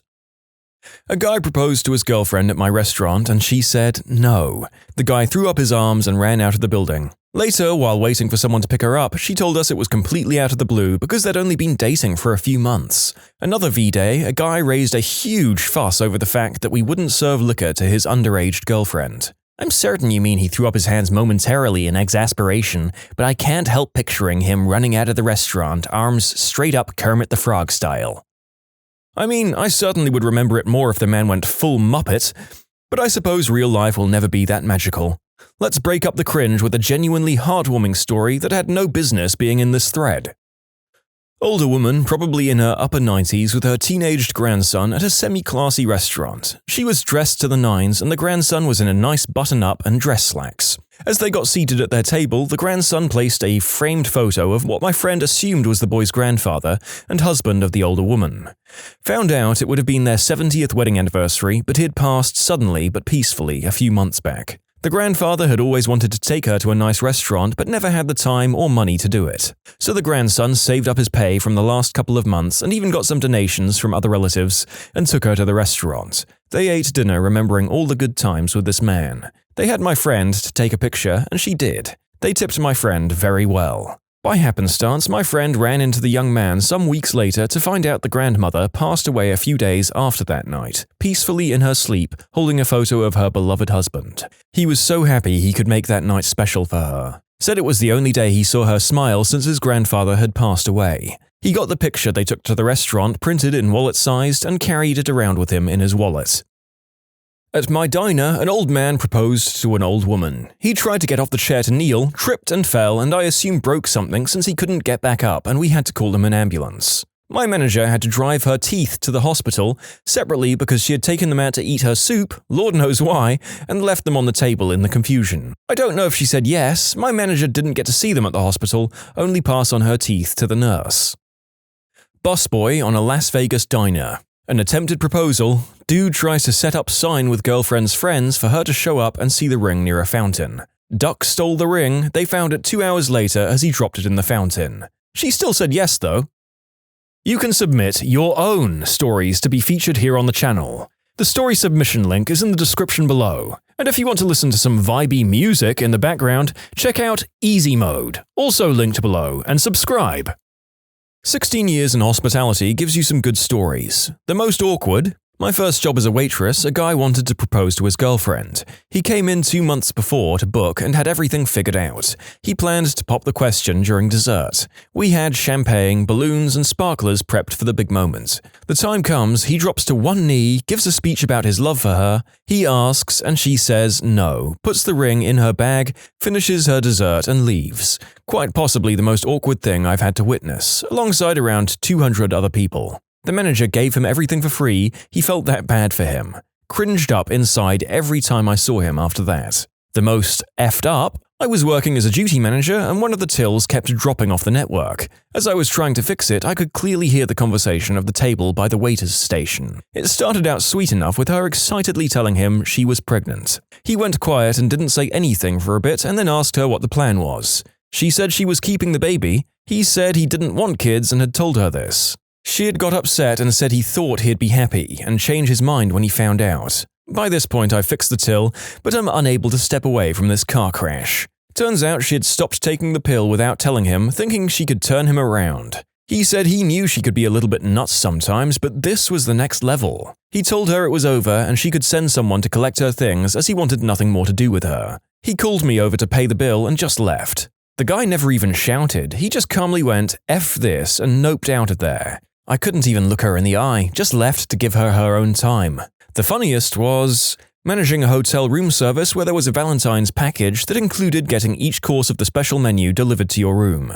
More than a few couples thought it was a good idea to call for the next course and then start doing the deed. Having to help with deliveries as reception screwed up the bookings, I had the privilege of people answering the door in the buff, seeing adult fun toys strewn around, and one where the other members of the ménage à trois were carrying on in the background. After complaints of similar instances from my team, I had to take action. I ended up having to call the offending guests and tell them if they could not respect my team by answering the door in at least a closed dressing gown, they could come down and collect the rest of their meal from the restaurant. Bonus from the same night, had to call an ambulance for a woman with a dislocated shoulder. The guy admitted that they were trying to recreate a particular kind of scene in the shower using the conditioner as, the splooge. He slipped in the conditioner and fell on her. Back when I served food at one of those super touristy seafood restaurants, I worked a Valentine's Day double shift. For lunch, this younger couple came in celebrating their 1-year anniversary. I offer my congratulations and then proceed to do my usual spiel before taking orders. The girl is looking more and more dismayed the longer I talk. Finally, I get to the end and ask if there's any allergies. She looks at her boyfriend and says, "Yes, I'm allergic to fish and shellfish." Then looks over at me, very sad. I made sure every aspect of her meal was fine for her, but it was that look of, "We've been dating a year and he still takes me to a restaurant that could kill me," that really did it for me. Not a table I was serving, but back in my Olive Garden days, we had a man who looked to be in his mid-20s tap his empty wine glass with a fork to call for attention of the surrounding strangers, then get down on one knee with a silver band in hand and ask his girlfriend to accept his promise ring. She looked horrified start to finish. Did she accept the promise ring though? Oh, hell no. They went outside to talk and she came back in to settle the bill without him. In college, I waited tables, and Valentine's was always a good one in terms of tips. I once saw a couple come in to eat. Halfway through the dinner, the man's wife showed up to surprise the couple. The wife took the wine bottle and poured the remnants over her husband's head, took off her ring, and told the girlfriend she could have him. He tipped me $100. You gotta think that your wife might think something's up when you're busy on Valentine's Day. Yeah, this guy doesn't seem to be the brightest bulb in the chandelier. Had a man and a woman sharing dessert, and the man playfully put a bit of ice cream on her nose. She then did the same, and he did it back once more, but with a different flavor of ice cream. She then flipped out at him because, "You know I like chocolate the most. Why would you waste it, you idiot?" In the end, she stormed out because the man couldn't comprehend how much she was blowing up the situation. I would imagine the gentleman in question had the shocked Pikachu expression on his face for several seconds before chasing his partner out. I know I would have. I was the manager of a wings and pizza place with a full bar. Definitely not the kind of place you'd take someone for a romantic Valentine's Day dinner, but it was still busy because some people aren't very tactful. We had a guy who'd called ahead and asked if we could put a ring in a dessert for him, and of course we obliged. He dropped the ring off a day ahead, and I put it in the safe in our office to keep it secure. Fast forward to Valentine's Day, the couple shows up and they're so obviously in love that she didn't seem to notice or care about the fact that he had brought her to a middle-of-the-road place with a sports bar atmosphere on the most romantic day of the year. They ordered champagne, well, the local winery's best sparkling white, entrees, and it was almost time for dessert. I'd used my chef skills to whip up a special chocolate strawberry tart that wasn't on the menu just for this occasion. Because why not try to make their night at least a little fancy? I went to the safe to get the ring and it wasn't there. I was freaking out big time. I asked everyone there if they knew what the frick had happened to it. My assistant manager on site had no idea, so I called my other assistant, who also had the safe code, and they didn't know either. Finally, my bar manager mentioned that one of the owners had been in earlier and spent a little time in the office. So, at my wit's end, I called the owner. It turns out that he'd seen the ring in the safe and thought it was something a customer had left behind. Figuring that he'd come into an extremely lucky situation, he decided, like the scumbag he was, that he'd take it for himself and save money on a gift for his wife on Valentine's. So I asked the server and bar manager to help stall the couple. The server told them that we were going to do something special for their big date and to hold tight. I ran out, hopped in my car, and rushed to get the ring from the owner's house, because he was, as I'd mentioned, a scumbag and didn't want to be bothered with bringing the ring to the restaurant himself. The bar manager went over to the table and did some complicated tableside cocktail mix that had a bunch of flair bartending tricks and ended with a flaming shot that, once dropped into the rest, made it smoke. I was really disappointed when I heard about all of this because I would have loved to see it instead of breaking a ton of traffic laws on my quest to get the one ring. Finally, I rushed back in after about 15 minutes of being on the brink of a heart attack, placed the ring on the dessert, and had their server take it out. At that point, just about the entire staff was watching the table, and when we saw the look on her face, my heart finally started beating again. She said yes, and I started looking for someone else to work for the very next day. Operation Scumbag is a success. Eagle has landed. This is the best Valentine's Day story I've ever read. It was so awesome of you to go to all that trouble to make their night special, and that boss was a scumbag. I would have told his wife if it was me. I was working for a certain high-end chain steakhouse in the northwest corner of Greater Los Angeles, in the Valley. Valentine's is obviously one of the top 5 busiest days of the year for us. We did about 500 covers between 5 and 10 p.m. It's also a restaurant with a very open concept floor plan. Booths along the 4 walls of the restaurant and an array of tables in the middle with no partitions or anything between them. A younger couple, maybe mid-20s, dressed to the nines, came in shortly after we opened and were seated at a table basically in dead center of the dining room. They were very friendly and pleasant, and I could tell that for them, dining in our restaurant was a really special treat. So I did everything in my power to make it special for them. When they were done, probably around 7, I brought their check, which was around $300. When I came back to pick it up, the guy had a super embarrassed look on his face, and he said he thinks he left his wallet in the car, and the woman, who was embarrassed for him, doesn't have anything with her because her dress had no pockets and she didn't bring a purse. So he goes out and 5 minutes later comes back in looking pale as a ghost. He has left his wallet at home and asks if he can call back later with payment info. My GM won't let this fly because there's no collateral of any sort he can leave, so the guy has to drive home to Burbank to get his wallet while the woman waits with her hair done and her red lipstick and her pretty dress in the middle of our dining room on Valentine's Day. Now, on the best day with no traffic, which never happens, it's at least 40 minutes each way from our restaurant to Burbank. She was there for almost 2 hours waiting for this guy. We were all so embarrassed for her that the staff kept discreetly slipping her drinks and little amuse-bouche bites from the kitchen. It was one of the most awkward things I've ever seen in a restaurant. When he finally got back, he was super apologetic to us and to her. He paid the check and tipped like 30% and they left. It was pretty obvious it was an honest mistake, but I still think about that couple from time to time, and I wonder how things worked out for them. I set my hair on fire and spilled a full Stella on a lady. I work in a casual fine dining steakhouse. Luckily for me, the lady I spilled the Stella on was super understanding, and her husband said across the table, "Well, now she has to take her pants off." So that could have gone worse for me. "Why did you set your hair on fire before spilling on the lady? Just to feel alive?" Candles are my enemy. I have belly button long hair. You might want to consider shaving it if you have so much belly button hair it's just a fire hazard. I was working as a waitress in a sushi restaurant, and on Valentine's Day it was an all-hands-on-deck shift. This guy I'd just started seeing wanted to go out, but I told him I was working in food service. You never get Valentine's Day off, and we just had to celebrate the day after or the weekend after. Nope. He got so upset that he went and asked a different girl out, came to the restaurant I worked at on V-Day, and sat in my section. He then proceeded to spend the entire evening making a fool out of himself and making his date uncomfortable as he tried to make me jealous. Needless to say, we didn't ever go out again. Ever. What's the grossest example of personal hygiene that you've ever seen or smelled? I used to work retail, and one day we had this woman come into the store who had not showered for months. She stunk the whole store up from just walking around. We had to ask her to leave due to hygiene. I'll never forget that stench. It was like low tide and a dead body had been sitting around for a month. When I worked at a lingerie store, one of my first nights when I was still being supervised, a couple came in. The man was scraggly and a bit dirty looking, and the woman looked very clean. But there was a smell, a fishy smell, and my boss and I both assumed it was coming from the man. So we let the woman try on a couple of sets. Oh my god, we were wrong. We were so wrong. We had to air out the dressing room and steam clean the lingerie. It was awful.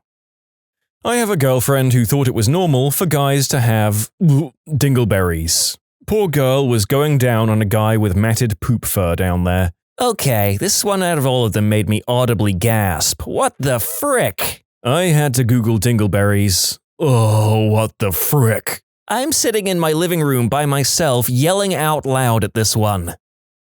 I work in an ER in a low-income area. There was this one that I'll never forget. She was a mid-40s obese hoarder who had decided it wasn't worth the effort to get out of her recliner for 2 weeks straight. She had a fridge within reach, so she wasn't hungry, but was producing feces and urine the entire time without getting up to use the restroom or clean herself. You could smell her down the hall with the door closed, and her behind was literally rotting away with pressure sores down to her bones. Oh, but how can you stand that? Probably nerve damage, and she'd slowly desensitized herself to being in that situation by building up behavior. I believe in this case she had some severe depression as well, which definitely could have contributed. Once the pressure sores are through the full skin thickness, they're past the pain receptors. They stop hurting, and further damage isn't noticed. Someone once came into my ER that had been laying in their own spew, most pungent but definitely other bodily fluids for several days, and the stomach acid had eroded her skin. She was pulling off chunks of her scalp, then playing with the skin and hair, all in a substances-induced state. Stay away from substances, kids. Well, I'm about a tenth of the way through this script and I already want to burn it, all the stories, and the entire internet to the ground. Oh well, only the rest of the video to go. You're welcome, listeners. I worked at an engine assembly plant in New York State where everyone else is in these 3 to 5 station teams that rotate every hour, so you don't go crazy doing the same job for 8+ hours. We had this dude who came to our group who had the nastiest teeth I've ever seen in my life. His bottom front teeth were all fused together into one big lower tusk, and his breath could gag a maggot. It got so difficult to work with the guy, you could smell his breath from at least 6 feet away, that we had to go to a manager to figure out how to handle it and not be buttholes. Well, all they could do was tell him he needed to do something about it, so he constantly had a tub of mints on him. After that, his breath just smelled like a rotting corpse and mint. So, yay. As someone who's been through this earlier in my life, I beg you to go easy on people who have the rotting smell on their breath, because there's no hiding it. It's their teeth you smell rotting. I spent most of my teenage years homeless and without insurance until I was 25.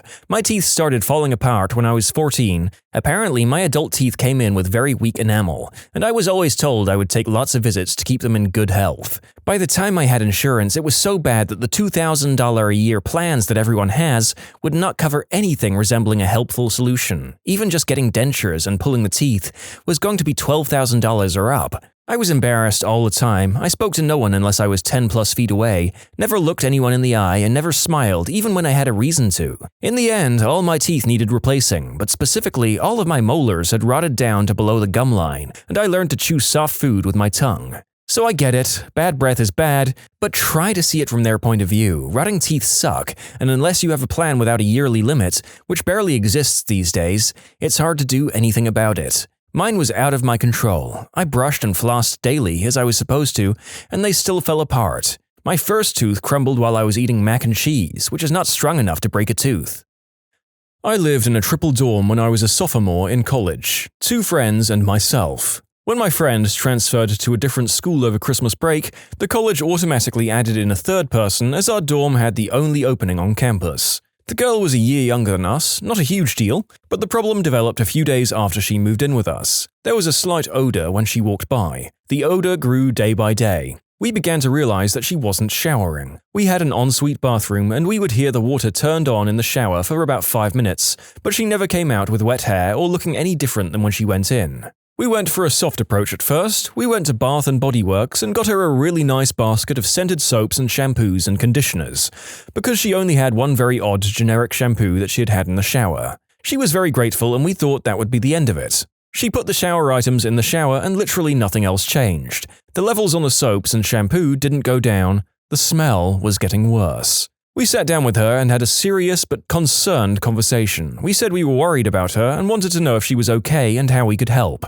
She said everything was fine and nobody else had ever mentioned her smelling bad. I find that completely impossible, as she was surrounded by a stench of body odor coming from every pore. She said she'd shower more. She began going to parties, which we thought would make her clean up a bit, but it didn't. She would just add cheap alcohol to the body odor scent. After about a month, my roommate and I went to the dorm advisor and explained what the situation was and how we were done. She was smelling worse every day and was beginning to be very snotty to us. The residence director met with her, and although he couldn't tell us what happened during the meeting, he verified that he could smell the odor coming off her. Thankfully, she had made a friend, a very odd duck, but a duck I'm still thankful for, and that friend's roommate moved out. She moved within a week. We ran into her on campus every now and then. Same stink. I had a friend with very low self-esteem, could never find a girlfriend, self-pity kind of guy. He had the worst grime and film on his teeth. I told him he won't find a girlfriend unless he cleans his teeth because it's repulsive to anyone with any respect for themselves, in less words. He denied it, saying someone will like him for him, blah blah blah. Well, one day his grandma paid for him to see a dentist who made them pearly whites once again. Not 2 weeks later, he had himself a girlfriend. Still thinks it was never the problem.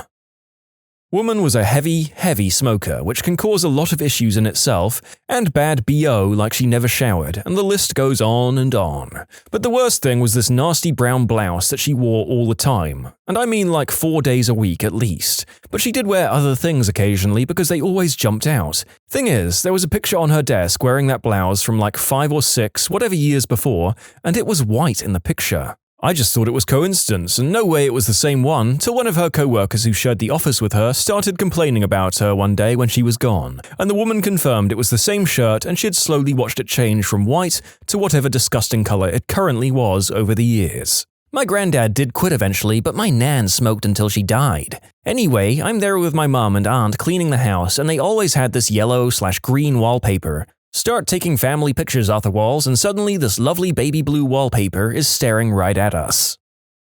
A guy we call the Stink Beast. I was a rent-to-own delivery guy right out of college. We had a regular customer that smelled like a sock stuffed with boiled cabbage and soaked in diarrhea, all the time. He also only wore tank tops.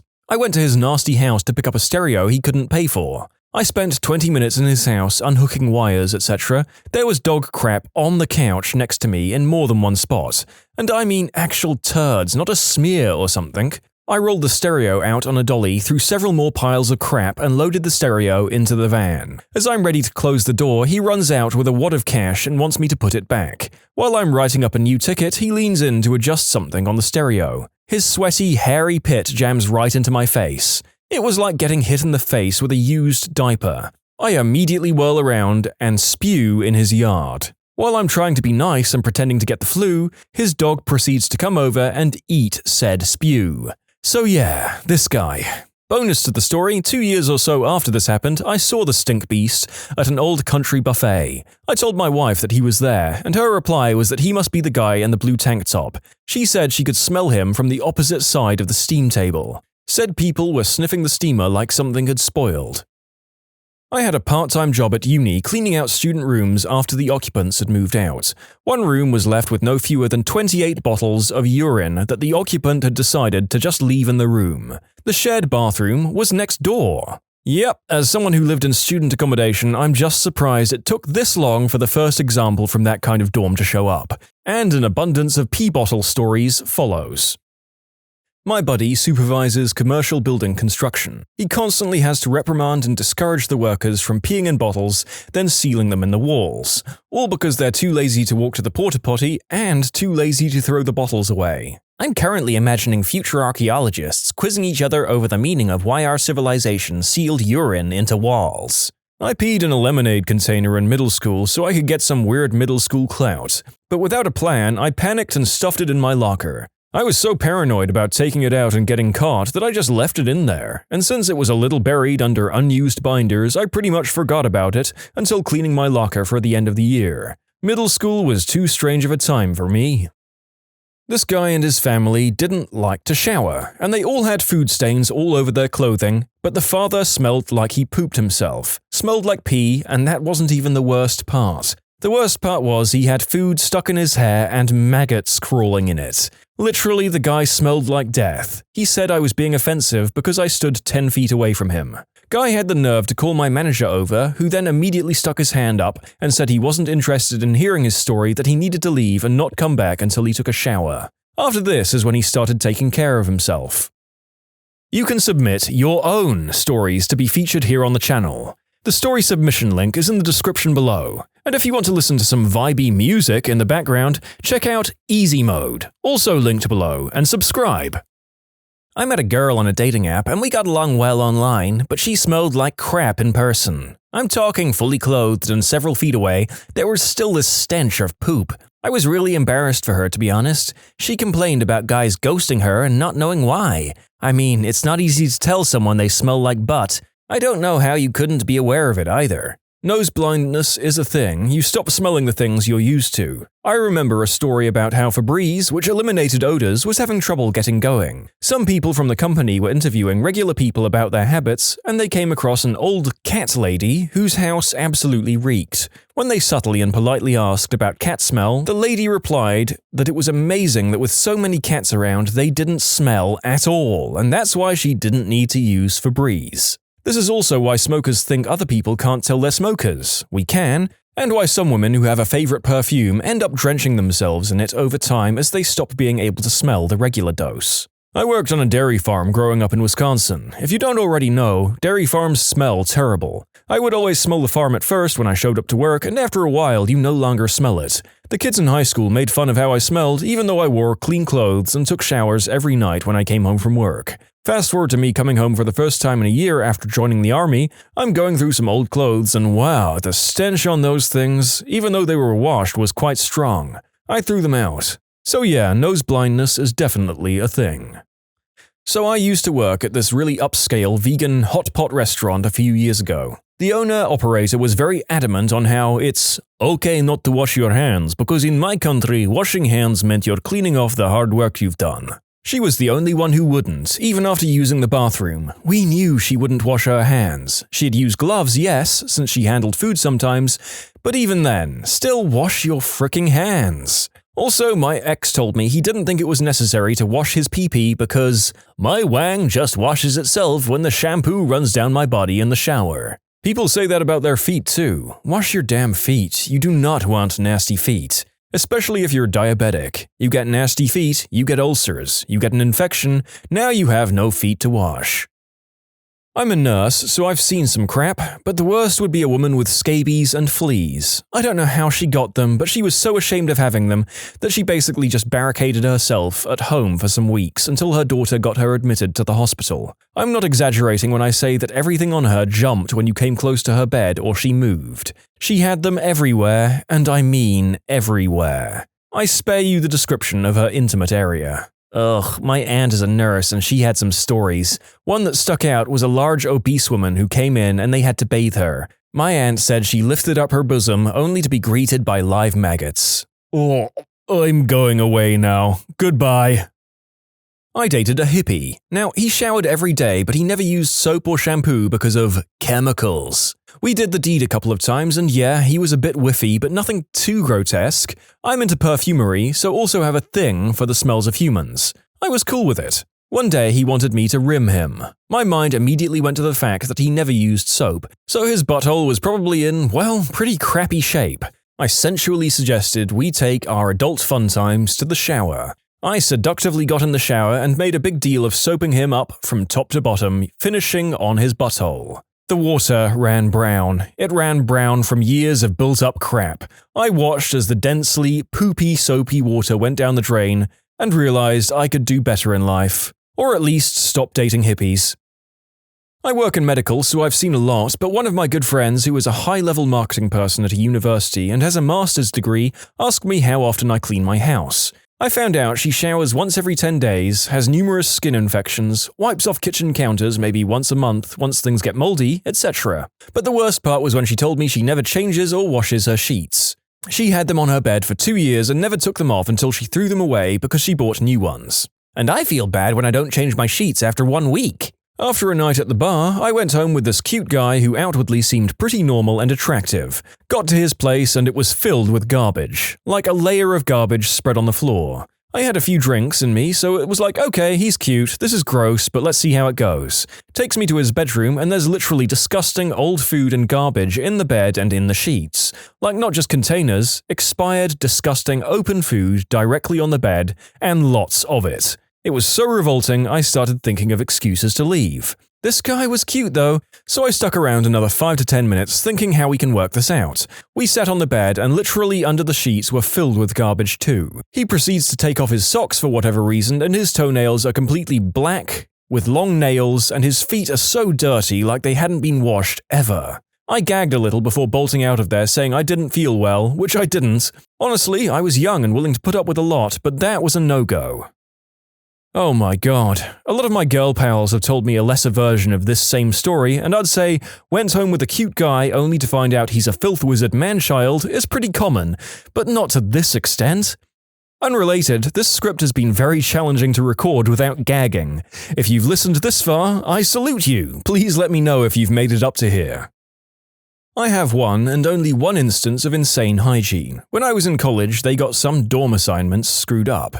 I played baseball and thus I was in the athletic dorm. For some reason, rather than assigning another ball player to my room, they assigned some random guy. This initially was no problem for me. I was not a stereotypical jock, and I had many friends who weren't athletes. The first day was okay. Turned out he worked at Domino's Pizza and would bring home 4 or 5 pizzas after work. So he shows up with some pizza and says I can have all I want. I'm thinking this might be cool, free pizza every day. Alas, things quickly took a turn. The first and second nights I noticed just a hint of that dirty feet smell. Dude didn't take his shoes off either night, so I was like, where is this coming from? But really, it wasn't that noticeable, just the occasional whiff as I said. The third night, oh my god, I walk in from baseball practice late, and he was already there playing his Xbox. He had the latest versions of PlayStation and Xbox and tons of games. I mention this so that it's clear that poverty is not to blame for the situation. Anyway, I walked into the room and I smelled a smell that I have never smelled before or since. A smell beyond description. He had simply taken off his shoes and his socks were black.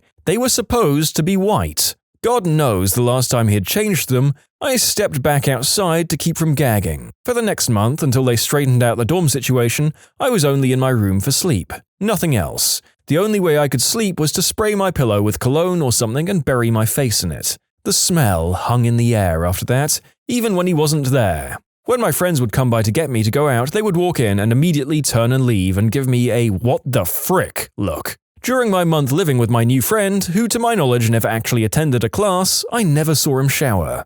I saw him in 2 sets of clothing during that month, his pizza uniform and a t-shirt and gym shorts ensemble completed by his spoiled socks. After he was relocated, I never saw him again, and I pray that whoever was his new roommate was born without a sense of smell. We had 2 regulars that used to come into our bar. They were in their later years of life but enjoyed the atmosphere and loved chatting up anyone who would listen. Things started going south a few years back when we started getting some complaints that they would sometimes smell like urine. Then it dawned on me. I hadn't seen either of them get up and go to a washroom. Eventually, we came to find out that instead of acting like normal members of society, they would come in, drink a beer for a few hours and just casually pee themselves while wearing diapers and not think anyone would notice. They could have been incontinent from years of holding it in while they sat and drank. My mom's ex had a buddy who ended up like that because he felt like taking a pee killed his buzz. Started wearing adult diapers at like 42 or 43, he said. The only reason I know this is because we were on a road trip and he made a point of stopping to let me take a leak and explaining why I shouldn't hold it in for any reason. I went to a friend's house and she picked up poop from her cat's litter box with her hand and then proceeded to not wash her hands. Wait, stop! What the frick? This might be the most casually messed up one here, in my opinion. My wife was a labor and delivery nurse, and she told me one time a woman was having a baby and the doctor asked the woman if she wanted that mole looked at, then poked at it with a set of hemostats. The mole moved and it was actually a cluster of crabs that the woman had on her downstairs parts. My wife was horrified, so she told me. Ugh. I had a landlord who reeked of garlic. You could smell him from a mile away. It would take the whole day to get the smell out of the apartment after he left. He was from Transylvania, so I always joked that he fled the vampires and applied garlic every day just to be safe. My grandma gave me a garlic pill to fend off the mosquitoes. It fended off everyone else too. What products do cashiers silently judge people for buying? Had a teenage girl come in with several members of her family. They all came up to the counter practically in tears and bought a pregnancy test. She then went into our bathroom to take the test, which I thought was odd, seemed like the kind of thing you'd do in the sanctity of your own home. Then the girl comes out bawling, and then her family starts bawling, and they're making a huge scene in the middle of my store. It was super duper awkward. When guys buy feminine hygiene products and have to explain that it's for his girlfriend. Dude, nobody thinks you were buying tampons for yourself. Yep, I wouldn't do it when I was younger, but when I hit my mid-20s, I realized how freaking dumb I was being. Need some enemas and tampons and nail polish? I'll pick that crap up from the store for you. Just expect me to get the wrong brands, or the right brand with the wrong product. But I'll try to get it right. Once you realize you'll probably never talk to or meet 99% of the people you ever see again, it makes doing stuff like this a lot easier. I work in a bookstore. I've had people red with shame while they bought 50 Shades of Grey and make comments about how I must think they're idiots. Look, I don't give a crap about what you buy. At least you're reading and keeping my store open. Do you also get the weakly old men who proudly slap down their adult magazine on the counter? I used to work for Borders, and those were always the nicest old men. No creepers. Every time I buy lube, I always get this feeling that the cashier thinks I'm buying it for butt stuff. Same feeling whenever I buy double-ended, penetrative adult toys. One of our customers buys anywhere from 25 to 32 bottles of laxatives a week. Every week, and not the oral kind either. Maybe he cares for a giant family of surprisingly healthy smack addicts. Despite the fact that it contains mention of a crippling substance addiction, the last suggestion was strangely wholesome, don't you think? I don't judge, but I get some good stories. I saw a guy in the contraception aisle looking absolutely baffled at the wide variety of jimmies. I'm a pharmacist and went to help. With an inward sigh, some people have no idea how to use them. He said, I have no idea what I'm looking at. There are so many. I've been fixed for almost 20 years. But my boy's going to college and I don't want him bringing STDs or any babies home with him. He got really excited when I told him about spermicide and bought 5 to 6 dozen-count boxes. That's a good dad. Okay, quick story. I have an ultra-conservative Asian mom who never even mentioned doing the deed, ever. When I got out of boot camp to my first duty station, everyone was getting care packages from home, cookies, civilian clothes, etc. I got one from my mom. It was about 100 jimmies. Assorted boxes with a note saying, "Please be safe and we will never talk about this package again. Love, Mom." Bracelets that harness the healing energy of magnets. Yeah, well, joke's on you. Blood has iron and is magnetic, and I have the power of science and the Lord.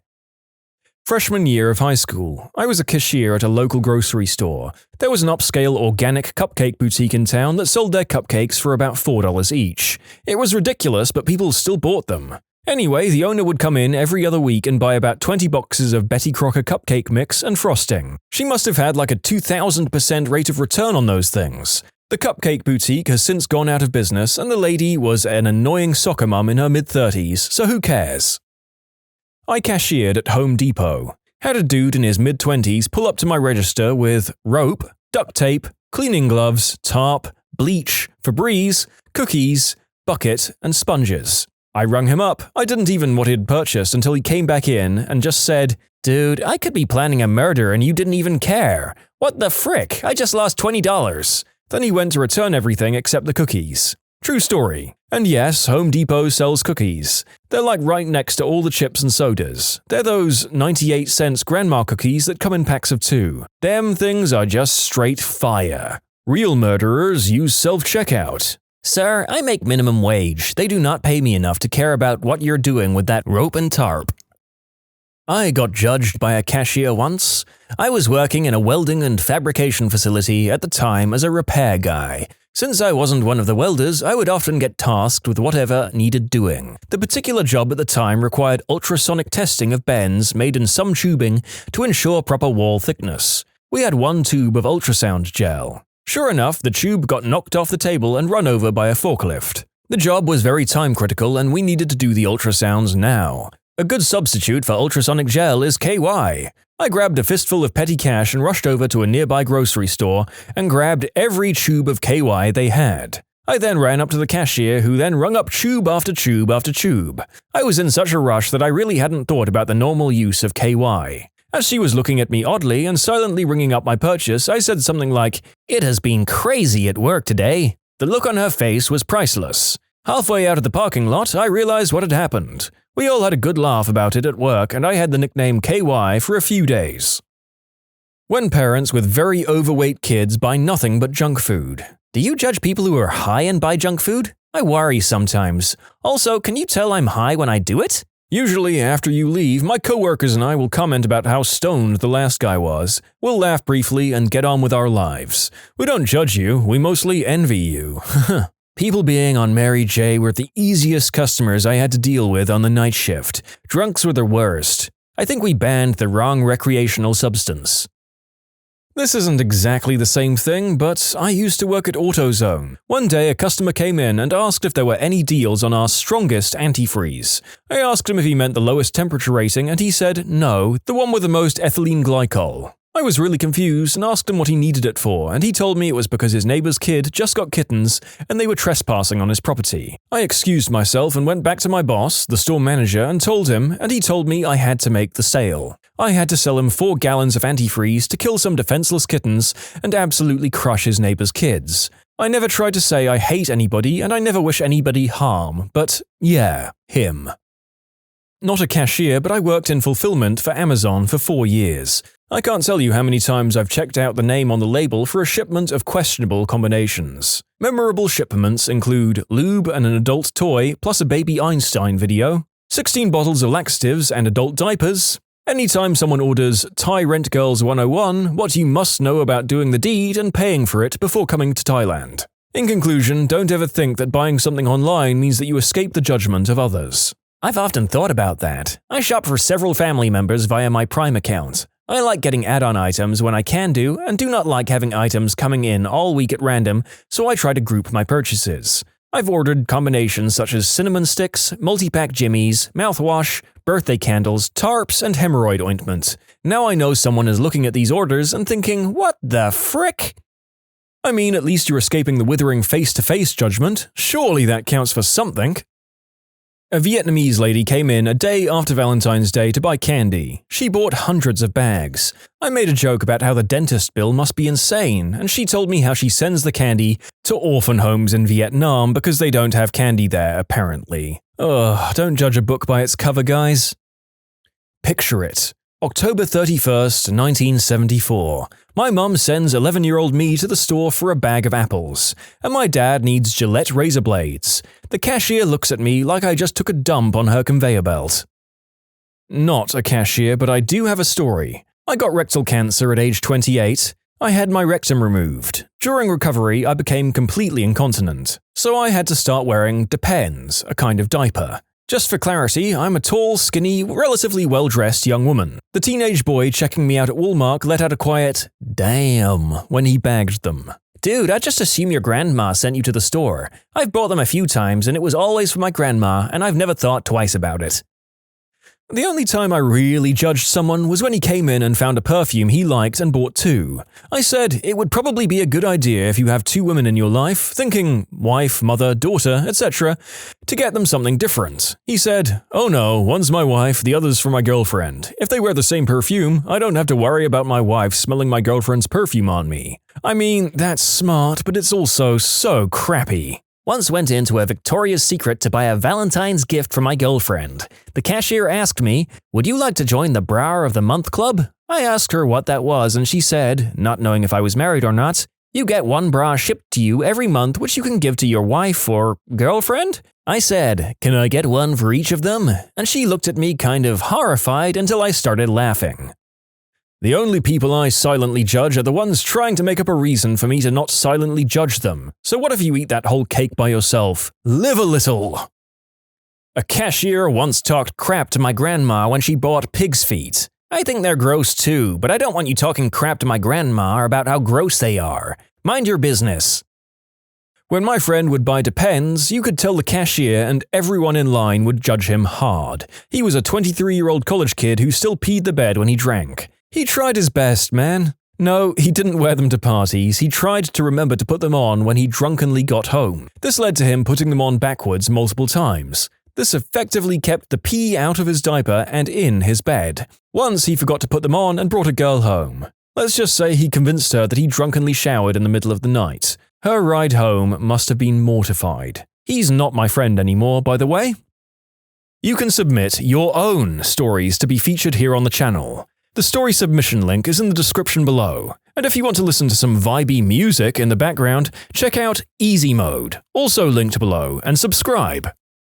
I'm a clerk at a convenience store, not something I judge harshly for, but something I've noticed and I think is funny: teenagers buying protection. Most adults buying contraception just come in, grab the jimmies, pay for them, and leave. Most people are doing the deed, and adults realize that no one cares. Teenagers buying jimmies are super awkward about it though. Typical scenario: a couple comes in and they look like they're about 15 or 16. The girl hangs out by the front door, looking around awkwardly or just staring at her phone. The boy will walk up and down the candy aisle, candy on one side, health and beauty stuff on the opposite side, pretending to look at the candy, but keeping looking at the condoms to try and see what the selection is without looking like he's looking at jimmies.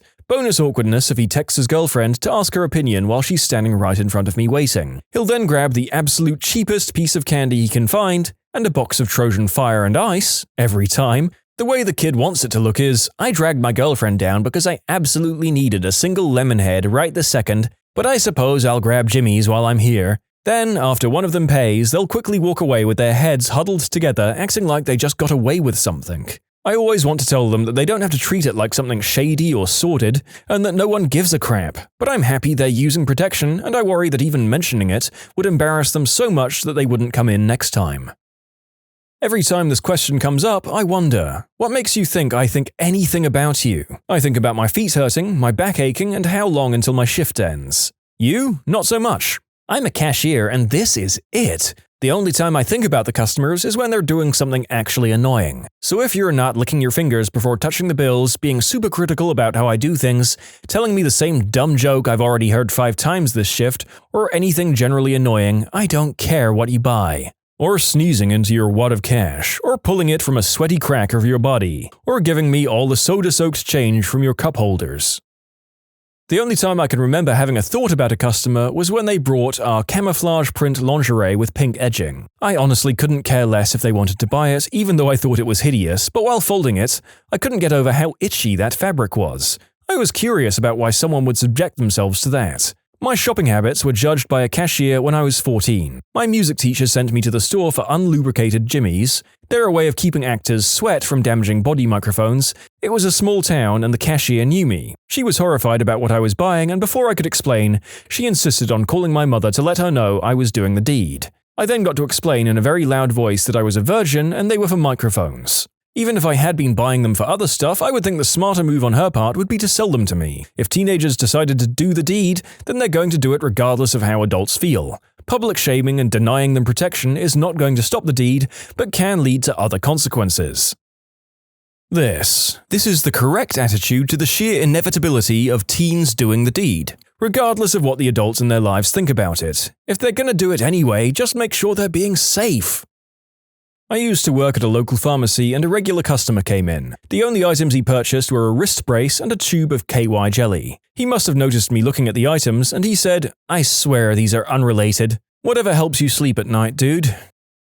When parents get angry at their kids for wanting a 50-pack of stickers or some cheap child's magazine, saying, "We don't have enough money for that," while paying for cigarettes and lottery tickets. Sometimes I just lie to my kids about not having money because we have so much of this random crap at home that I think I'm going to scream every time I open a drawer in the kitchen. As a parent of 6-year-old twins, I could not agree with you more. It's like every gosh darn step I take, I'm stepping on a coloring book or a random pack of some kind of bullcrap that I just said, "Fine, you can get it if you just shut the heck up about it." I used to work at Save-A-Lot as a cashier. Our client base tended to be a little lower on the economic ladder. At the first of the month, when the benefits get loaded to their cards, I always hated to see people push up a cart full of soda, chips, etc. These people also usually tended to be in poor health. I didn't really judge them, I more felt sad for them. I also didn't like seeing people who would come in with the PIN number for their card on a piece of paper. It was a small town. I know that wasn't your card. I didn't hold it against the people who had the misappropriated card, but more against the people who sold their $300 worth of food stamps for $150 so they could buy alcohol, cigs, substances, etc. The sad part was, a lot of the people selling had kids.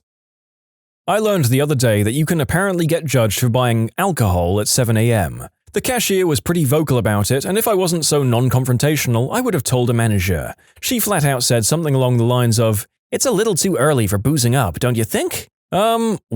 None of your business if I'm drinking early in the morning. 2. It was on sale during my routine trip to get milk and such. Am I supposed to just leave it and come back after 5 p.m. to buy my alcohol? However, when I got home, I realized how my entire purchase looked. I got milk, chocolate milk, Lunchables, also on sale, and a strawberry daiquiri. She probably thought I had kids or something, so I understand her concern. Kind of. She didn't have to say anything though, it really struck a nerve. That is so dumb. Just because you're buying it alcohol at 7 in the morning doesn't mean you're going to go home and drink it immediately. Do you buy a week's worth of groceries and go home to eat it all right away? No! When contractors or painters would buy America's Finest or Speedwall paint, I assume they're overcharging a family or company by getting the cheapest paint possible. I'm not a painter, I'm a roofer, but hear me out. If I was to do every roof with top-of-the-line materials at every stage, I would be bankrupting families left and right. The construction game has changed a lot even in the short decade I've been playing, and the market is flooded with all sorts of products that may or may not be worth it. Navigating that minefield is supposed to be my job. I try to take homeowners by the hand, break the news to them that they can't afford Mike Holmes, and present their tiered options. But sometimes they're convinced they know more than you. They're a retired contractor who has never seen the new products, or they watch a lot of DIY Network, or they helped somebody build a deck. They're convinced that you're trying to sell them on bullcrap to pad your bottom line, and they will insist on the cheapest option, then cut things out of it. Underlayment? Don't need it. New flashing? Too expensive. Rotten eaves? We've got some wood lying around. Fiberglass shingles? What are you, a commie? Not because they can't afford better, but because they think you're trying to cheat them. And so I wind up at the lumberyard because I can't force them to do it my way, putting in bullcrap orders because that's all they're going to pay for. We sell Batman underwear that comes with an underwear cape at my work. I always have a little bit of judgment when those come through my line. Also, when old people buy leggings. Oh my god, my parents bought me these undies for Christmas. I'm 26. Actually, they are the Teenage Mutant Ninja Turtles version. But what do you do with the cape? You can't wear these under anything because the cape bunches. Am I supposed to wear these over my pants? I feel bad removing the cape portion, so I've left it on so far. Not a cashier, but I shop at Whole Foods. Invariably, there will be someone in front of me. She will have some $30 snake oil supplement and an overloaded container of prepared food, the kind where you pay by the pound. She will pull out cash as she's rung up and realize that she doesn't have enough to cover both, so she takes out the snake oil and leaves the food, which cannot be resold. I assume not only is she a moron for buying that crappy supplement, but is hoping the cashier will let her keep the food once it's been voided, since it's going into the trash. As a former Whole Foods employee, these people are infuriating. Wife was buying stuff for camping: hatchet, rope, some duct tape for the hole in the tent, small shovel and matches. The cashier was looking at her and she bursts out, "Husband teed me off for the last time." The cashier's eyes bugged out and he just let her go. Wife and daughter come out and are laughing and crying. On Mother's Day, a young guy, probably too young to have kids of his own, checked out with a Mother's Day card and a box of Jimmies. I said, "You must really love your mom." And he said, "Oh God, I didn't even realize." I work at a golf course and a medium bucket costs $7 for 40 balls, while a jumbo is $13 for 100 balls. When people come in and get 2 mediums for $14, it instantly makes me think they're idiots. In case you're dumb too, 2 mediums is $1 more for 20 less balls. Ha! I work in a small hardware store, and if someone comes in to buy a plunger, and sometimes it's these young women, I wonder if they're the ones who just took a big enough crap to clog up their toilet and have to come in to get a plunger. I've had to buy a few pregnancy tests in my time, and I always switch the diamond ring my boyfriend bought me to my left hand so I don't get a look of pity. Just so you think I'm not crazy, I have a really irregular period. Sometimes it'll skip a month, sometimes I'll get 2 in 1 month, but the point is I'm on no schedule, so I have to take pregnancy tests a lot because I'm not sure if it's my weird period or pregnancy. I work at a gaming store. Anytime someone buys plastic sleeves with artwork for their cards, I judge them hardcore. They're a great seller, but I hate them.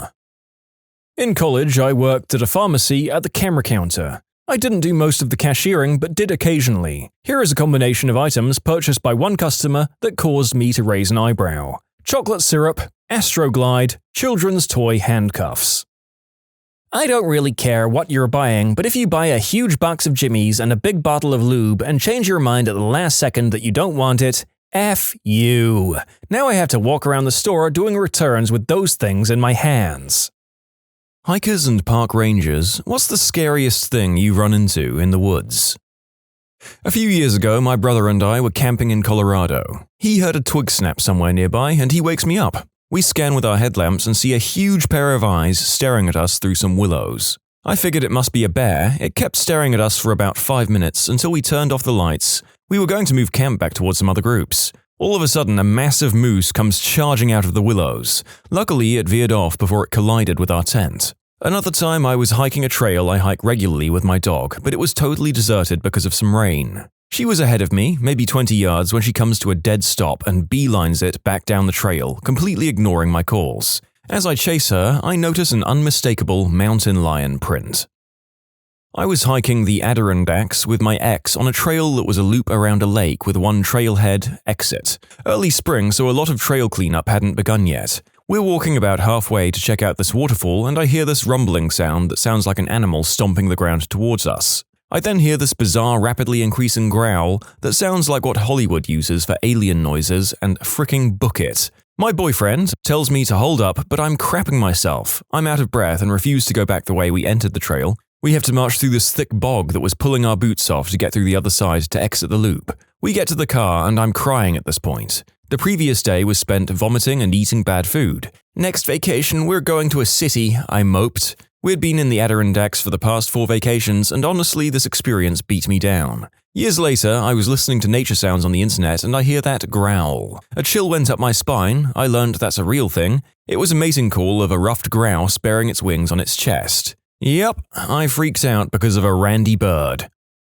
I was in archaeological field school, living in a tent for 6 weeks at 7,500 feet, and the closest paved road was 10 miles away. One night, I woke up to a huffing, snorting kind of sound right outside my tent. Next thing I know, whatever it was bumping my head. I froze for a second, then on pure instinct, I did an overhead punch. Definitely felt contact. Whatever it was, it went away. This was on the U.S. Forest Service grazing land, so it could have been a cow with insomnia, but it could have also been a mountain lion or black bear. Wasn't even tempted to go out and see what it was. I preferred the safety of my tent. I was hiking in a national forest with my wife and dog. The first couple of miles of trail led to a waterfall and swimming hole, so it was fairly well populated with people. We decided to hike past the waterfall, which involved a bit of a climb, enough at least to keep most people from going past the waterfall. We hiked another mile or two without seeing a single person. This whole time, my dog was having a great time, happy to be in the woods and happy to walk 30 miles if we let her. Suddenly, in a particularly dense part of the trail, she stopped suddenly and stared straight ahead. She absolutely would not move another inch forward. We stopped and listened but couldn't hear or see anything unusual. The dog, though, started whining and trying to pull us on the leash back up the trail toward the swimming hole. I had never before or seen since my dog act this way, but I believe she was legitimately afraid of whatever was ahead of us. Maybe there was a bear on the trail, or a coyote, or maybe a serial killer was hiding in the woods. I'll never know because we listened to our dog and decided to get the frick out of there as fast as we could. Who knows, maybe we avoided some gruesome death deep in the woods. I'm beginning to think that a good proportion of these will either be bear-related or people being scared by the possibility of bears. Place your bets below for what percentage rate of the stories will contain Winnie the Pooh's distant cousins. Desert Park Ranger here. Volunteers at one of my parks called us to report a still smoldering, smoking car in one of our remote campsites. It was normal for stolen cars to get abandoned and burned. We went to look and gawked a few minutes while waiting for the fire department. After a couple of minutes standing there, it became very apparent there was a body in the front seat. After an additional look around, food wrappers, rope, numerous other strange items were found. It seems like whoever was in the front seat had been bound and shot. Police came and cleaned it up, didn't find any answers. We refer to that as the haunted site now. It's the most popular in that tiny park. One of our cubicle farm chiefs got a call from a guy threatening to take his own life. He said he'd had a lot of weapons and was going to end it, then gave the location close to our park. 2 of my co-workers got sent out to investigate. By the time they got there, another rangering entity had found the scene first. They told my co-workers to leave before there was a ton of complicated paperwork that they'd have to do. The guy had shot himself semi-successfully and then tried to walk for help. Large cleanup scene, felt bad for the responding park ranger. She wasn't with us, but had just dealt with her husband, another ranger, taking his own life the month before. She also found his body. But by far the scariest thing I ran into, I just moved out there and was taking care of 2 parks by myself, both closed. These parks are about 30 miles from the nearest occupied houses, and even then, those couple of homes are usually empty in the summertime. I decided to hop in my car and drive to the darker park to take in a meteor shower and learn to play my banjo, because that is totally normal and not creepy at all. I'm out there on a picnic table, plucking away, terribly, under the stars, and got this really uneasy feeling. Was that a shadow? What if someone shows up? What if someone's listening and starts singing? This is the burned car park. What if they came back? As I'm drowning in the silence with occasional string plucks to distract myself, I hear muffled voices in the brush, quick mumbles, then rustling. My heart dropped and my neck grew cold. There is no way this will be a normal interaction. My eyes struggle with the dark, scanning bushes, trying to find the shapes. The sounds grow closer and seem eerily high-pitched. Children? What the frick? Park ranger dies of a heart attack, found 3 days later still clutching banjo will be a good headline. That is the day I learned that coyotes have the run of the desert and don't worry about being quiet. 3 of them, bound through the creosote bushes with a yip or 2, passed close by me. No fricks given. This is the last time I ever played my banjo there.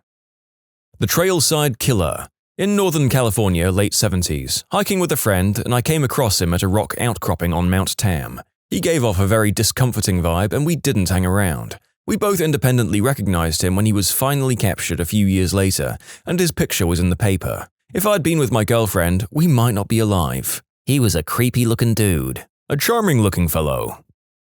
I worked as a tree planter in northern Ontario, living in tents in very remote parts of the forest, like hours away from civilization, only accessible by logging roads. Strangest was from a fellow planter who found a backpack in the middle of this area with shoes, clothes, a wallet with a school ID, and a film camera. How it ended up there is a total mystery because this is no place for hiking or camping. Scariest for myself was waking up to my tent vestibule collapsed and a large bear claw rip which I apparently slept through, as well as turning a corner to a large wolf about 10 feet away, and returning to a spot I'd planted about 5 minutes earlier to fresh mama and bear cub prints. Realizing a bear family had sauntered behind me while my back was turned was very unsettling because you do not want to mess with a bear and her cubs. Canadian wildlife is scary, yo.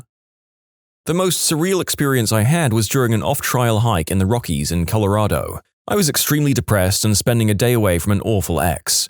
I wasn't really sure what my plan was, but I fell on my butt through ice into a shallow stream and I was crossing and just said, frick it, I'm not going back to my car. Well, just near the top of a steep hill, I almost stepped on some sort of leg bone. I was like, oh crap, that's cool. Until about 3 feet away, I saw several more limb bones and most of a spine between a couple of mounds. I didn't see fresh blood, but was certain it was regular territory for something that could frick me up. I kind of froze and looked around me since I didn't hear anything so far. I decided to get a few pics and then slowly left down the hill. About halfway down, I turned back up the hill because I figured I was overthinking it, and I really didn't want to go home. About 5 steps back up, and I definitely heard some sort of animal walking around the top of the hill. And I didn't stick around to see it. I slipped in the water again on my way out though. Bears were just chilling out in our campsite in New Mexico in the middle of the night making sounds. One random guy, not in our group, literally just gets out, grabs a stick, and chases them out while screaming. Man, that guy was wild. Didn't see, but heard. My husband and I were hiking in a state park in the East Coast. It was midday during the work week, so we maybe encountered 2 other people the 3 hours we were out and about. The only sounds we heard were from ourselves, our dog, and some birds or animals. All of a sudden, I hear mild chanting. I asked my husband if he heard it too, and he nodded but signaled for me to be quiet. My dog's ears were at full alert and the hair on his back was standing straight up. We continued walking, and the noises turned into full-blown monk chanting. Think Halo Gregorian chant. It was clear as day, like I was standing right next to a speaker. To make myself feel better, I convinced myself some teens were hiding down there somewhere playing it on their phones. After 5 minutes of hearing it, it disappeared and we barely spoke a word for the last 3 miles back. Still creeps me out. There was an episode of Paranormal Witness that had this exact thing happen to some people in the woods by their house. There was absolutely no one around. Nope. I live in a beach community with a maritime forest nearby, and while hiking about 40 years ago, I found a huge sea turtle hanging by its neck from a tree. I bet the shell was 4 feet across. I figured someone was hoping to recover the shell after the flesh had rotted away, but I don't think the neck was going to hold up for that long. Definitely weird. I mean, surely that violates some sort of environmental protection law. I just hope that someone found an already deceased turtle to do that to, rather than killing one. Surrounded by crystal heads in an Australian national park at night, with no signal, they stopped us in our car at the gate. Maybe 5 of them hopped out and surrounded the car, asked us if we knew where they could get any. I had my big Becca BK knife by my side. Thankfully, they left. Working in a rainforest in Southeast Asia many years ago, one of the things we did was trap moths at night. You would sit in front of a big white sheet, with a lamp in front of it, powered by a generator, and then periodically go and see what insects had attached to the sheet. Incidentally, the insects attracted frogs, which attracted snakes, which attracted bigger things.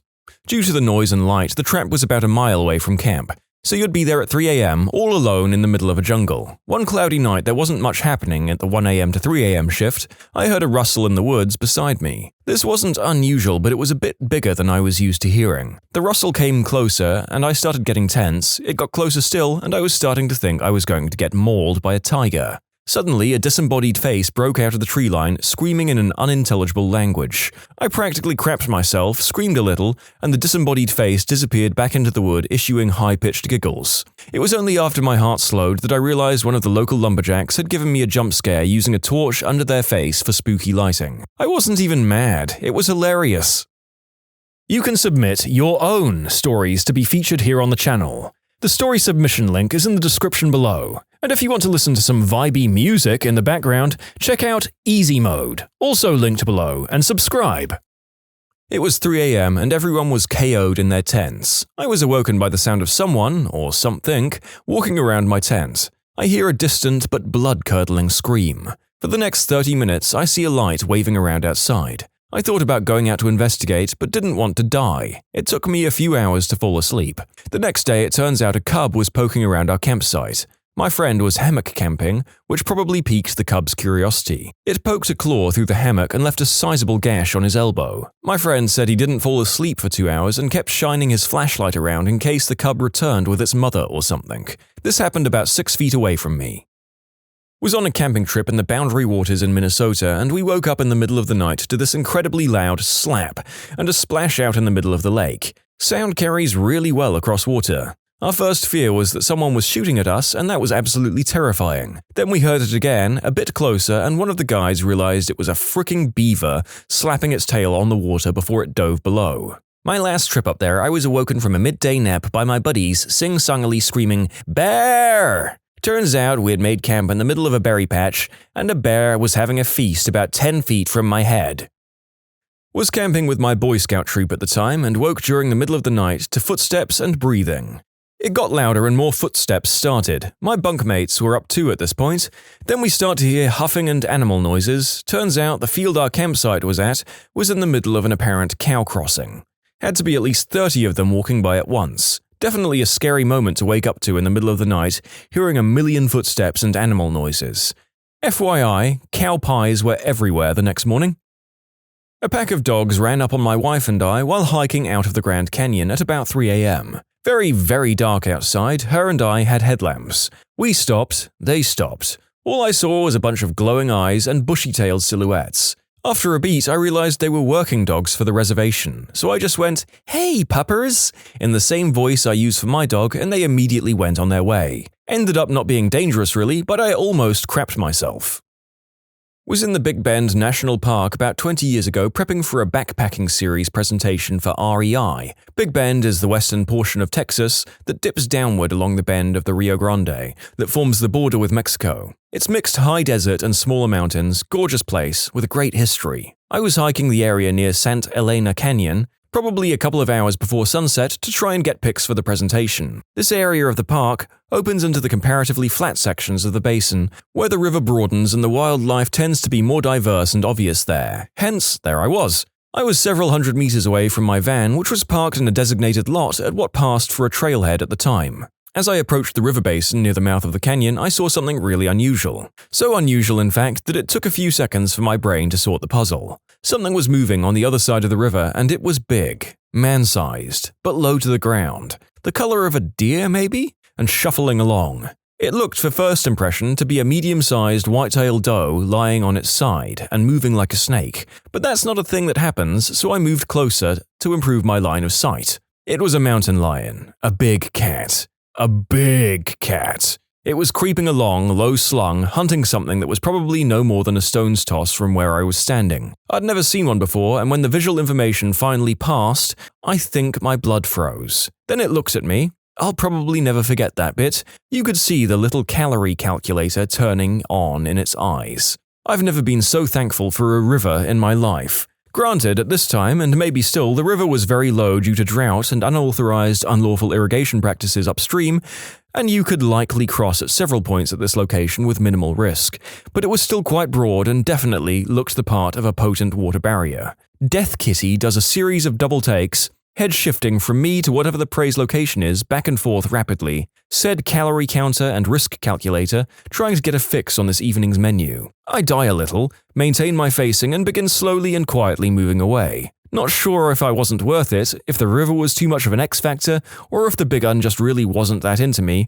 but no chase was given, and after breaking line of sight, I was able to get back to the van just fine, with no sign of pursuit and some mild tachycardia. That was the longest short walk I've ever taken. Later that night, I was parked off the main park road in an area where big cats commonly hunted. I'll always remember being parked there, in the middle of nowhere, munching on slightly stale Oreos and a bottle of water, listening to the occasional growl or scream of a big cat peel out of the darkness, and being thankful for my relatively fortunate position on the food chain. Also, one night I hallucinated on NyQuil, a side effect I regularly experienced with the quills, after getting a respiratory illness, and I woke up screaming, at a mountain, at 3 a.m., at the public campsite. But that's someone else's scary camping story. Oh no, yeah, I don't care that big cats normally don't bother attacking humans. If I saw one of those, I would be sprinting for my life. Sorry, kitty, you shall not taste the flesh of YouTube narrator today. Not really a park, but we were camped on a remote beach in Northern Australia on an Aboriginal reserve. We had special permits. When we woke up in the morning, we noticed a huge trail dragging footprint where a croc had walked by our tent during the night. The croc was on the other side of the bay, assuming it was the same croc, and must have been at least 6 meters long. We packed and moved. I went running through a trail near my house one afternoon, headphones in and my mind elsewhere, just because I knew the path really well. I came around a bend, through the gap in the trees about 20 feet in front of me, I locked eyes with a dead and rotting deer. Somehow it was postured in a way that made it look as though the corpse was staring through me. I turned and bolted out as fast as I possibly could. You should watch the movie The Ritual. Frick that movie. Still creeps the crap out of me that there are these kinds of woods where it's some kind of curse and of being guarded by some not-of-this-world kind of beast. I'm not a ranger, but I've hiked parts of the Appalachian Trail. This occurred in West Virginia, I believe. Happened about 8 years ago. Was hiking with a group. We spread out naturally based on hiking speed. I was in the middle-ish group of 4 of us, and one person had to stop to pull a tick off. Other 2, one leader, stayed with them, but I decided to hike on ahead and see if I could catch up with the lead group. The AT is extremely well marked with white blazes, so I wasn't worried about getting lost. I knew the next landmark was an old logging road, and sure enough, I hit it about a mile later. I decided I should wait for the rest of the group to catch up, so while waiting, I hiked a bit down the old overgrown road which ran perpendicular to the trail. There was a low stone wall along one side, and I was strolling along it, checking for anything interesting like artifacts and stuff, when it was like I crossed an invisible line. All of a sudden, it was like sound cut off. No birds or insects called, when seconds ago there had been multiple birds singing. Even leaves on the trees around me stopped rustling. It was just this sudden, unnatural, deafening silence.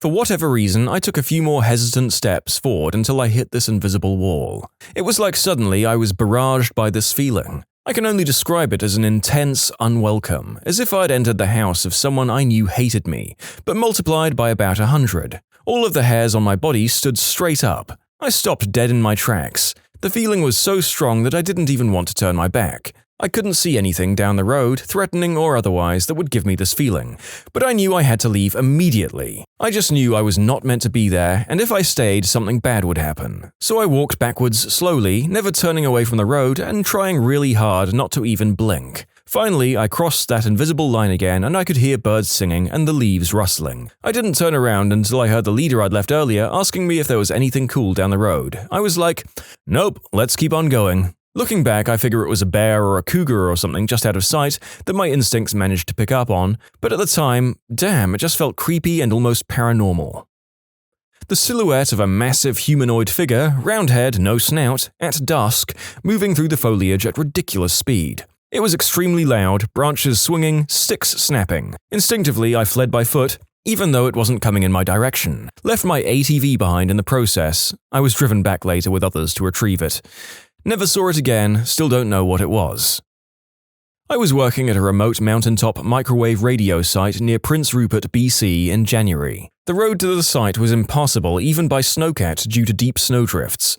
I had to be dropped off by helicopter in the morning and get picked up at the end of the day. The building was small, single story, maybe 30 by 40 feet, windowless with a metal front door. I'm puttering away with music on, but otherwise not making a lot of noise when there's a knock on the door. I thought it was a bit odd that someone else would be up here with me, but I go to answer the door. Nobody there. I go out and look around. Nope, nothing, no prints or tracks. I figured maybe some ice had fallen and made a knocking sound. I go back inside and resume what I was doing. A couple of minutes later, there's a knocking on the door again, but longer duration this time. I open the door. Nobody. I go out and look around. Nothing. Go back to work. A minute later, knocking again. This time it sounds like someone is angrily pounding on the door to be let in. This time I open the door with my crowbar in hand. There was no doubt someone was there. Open the door and nobody. What the frick? Step out and look around, no sign of anyone again. I get the feeling someone is watching me. I'm peering into the bush around me and I see nothing. Something compelled me to look behind me, and that's when I met the amused gaze of a raven, perched on the roof edge, centered above the front door. They squawked a happy "rock, rock, rock," and flapped off to the tree line. Butthole. What's the first thing you realized after moving out of your parents' home? How beautiful the double-edged sword of freedom is. You can do whatever you want, but you have no safety net. If you don't manage everything, your life will happily run itself off the rails in a ton of tiny, insidious ways. Yep, it's crazy how quickly the crap hits the fan sometimes. Since leaving home, I have a whole new respect for my parents. Life is hard. I thought I could live on £350 until Christmas, so I took it out of my savings account and put it in my current account. Spent £9 a week on food at Iceland and Lidl, £2 on new socks, £8 on a new memory stick for uni, and I had to buy an Arduino for programming, which cost £60, and roughly £10 on drinks for a few nights in. That was all of my purchases. Spent just over £110 in 3 weeks and my account was completely empty. Where's the £350 gone? There was also £112 a week in rent, which I somehow forgot about. Lesson learned. That I finally had no one to explain myself to. I want to go out at 2 a.m? Just walk out the door. I come home at 4 a.m? Just walk in the door. I come home drunk with my own spew all over myself, just go in the toilet and question my existence while I clean up. Basically what I was gonna say, except with the ending that you finally realize that it's nice to go to work and school not tired after you have no reason to stay out late and avoid your parents. Yep, now you're avoiding your roommates. And someday, if you're lucky, you'll be avoiding your spouse. Chicken doesn't have to be dry. Spaghetti sauce doesn't have to come from a can. Love my folks, but they are not chefs by any means. My mom thinks that chicken that is even a little juicy is raw and makes me burn her piece to perfection. It's so annoying. My mum is the same way. Chicken is pure white and juicy? She looks at it intently. Can you throw mine back on the grill? It's pink. I can see pink. Yeah, well, I'm seeing red, so hop in the oven yourself. Yeah, when I visit, my mum gets teed off at me because apparently I turn every meal into a production. My bad for making sure it's all fresh and tastes good. Wow, it's super easy to get fat. I've had the opposite. Without my mum pushing second helpings on me and trying to save money on food, I eat a far better number of calories for my lifestyle. Not sure the food is any healthier or worse for me, though. I guess it depends on the upbringing. If you have a mother who cooked portions for anorexic baby birds like some mothers, the food and its costs could well get on top of you. That I wasn't the messy one. When the person you're living with makes no effort to keep a place tidy, there's no incentive for you to either. You're either picking up two people's messes or picking up your own, but still feeling like it's always messy, so what's the point? After I move out, my apartment never has clutter, never has dishes in the sink, gets vacuumed regularly, etc. My mum's house, on the other hand, is still a disaster. People really scared me about bills. Oh, you're going to have to pay bills every month, and it'll be the worst. Sure, it's not super nice having to take money and give it to various people at regular intervals, but it's not stressful. Living with my parents was way more stressful than paying bills has ever been. Back in the day, when you can't find your bill in the mail, people start stressing hard. A lot of old people still don't know they can pay online, or just don't know how to use autopay. I mean, I have the mild annoyance that I can't get everything to autopay from my credit card. There's always one or two that are like, what the frick is Visa?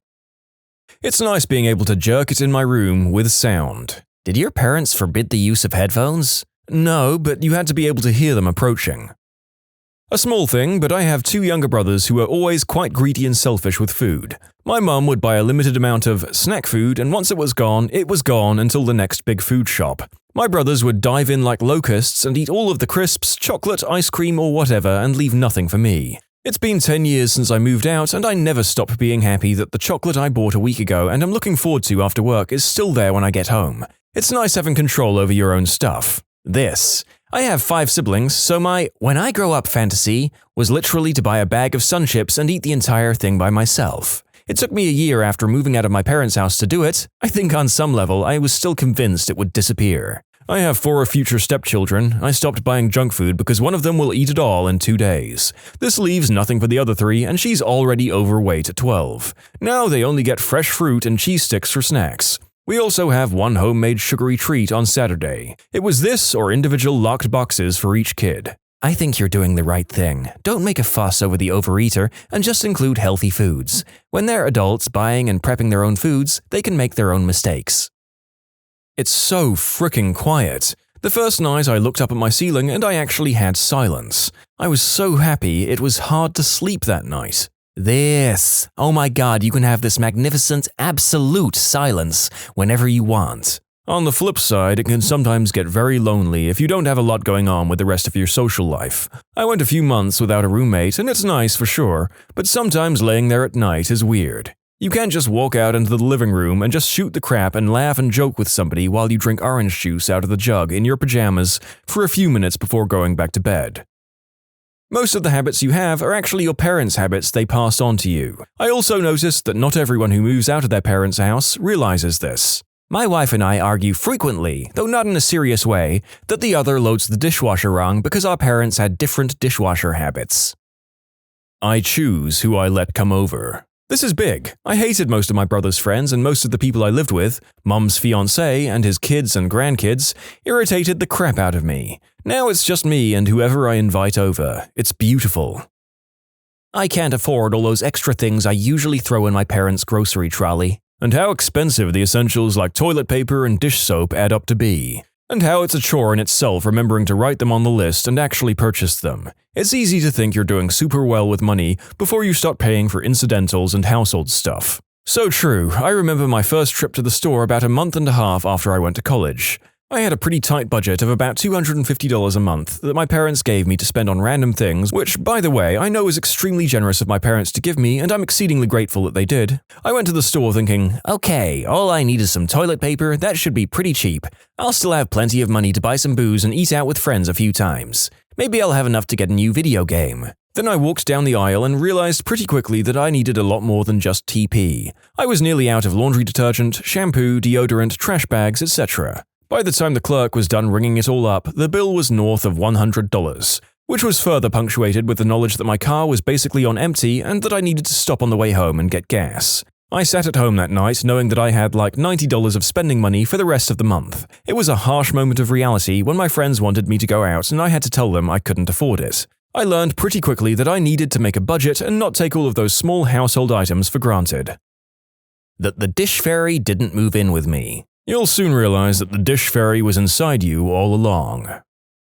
The ghost sounds I was hearing all the time was my parents doing the deed. Spooky. God damn, I miss my dad. God damn, am I glad to be away from my mother. Oh, I can bring boys into the house. That everything costs money. Rent costs money, council taxes cost money, heat costs money, water costs money, electricity costs money, groceries, guess what, cost money, petrol costs money, maintenance costs money, TV license costs money, just living costs money.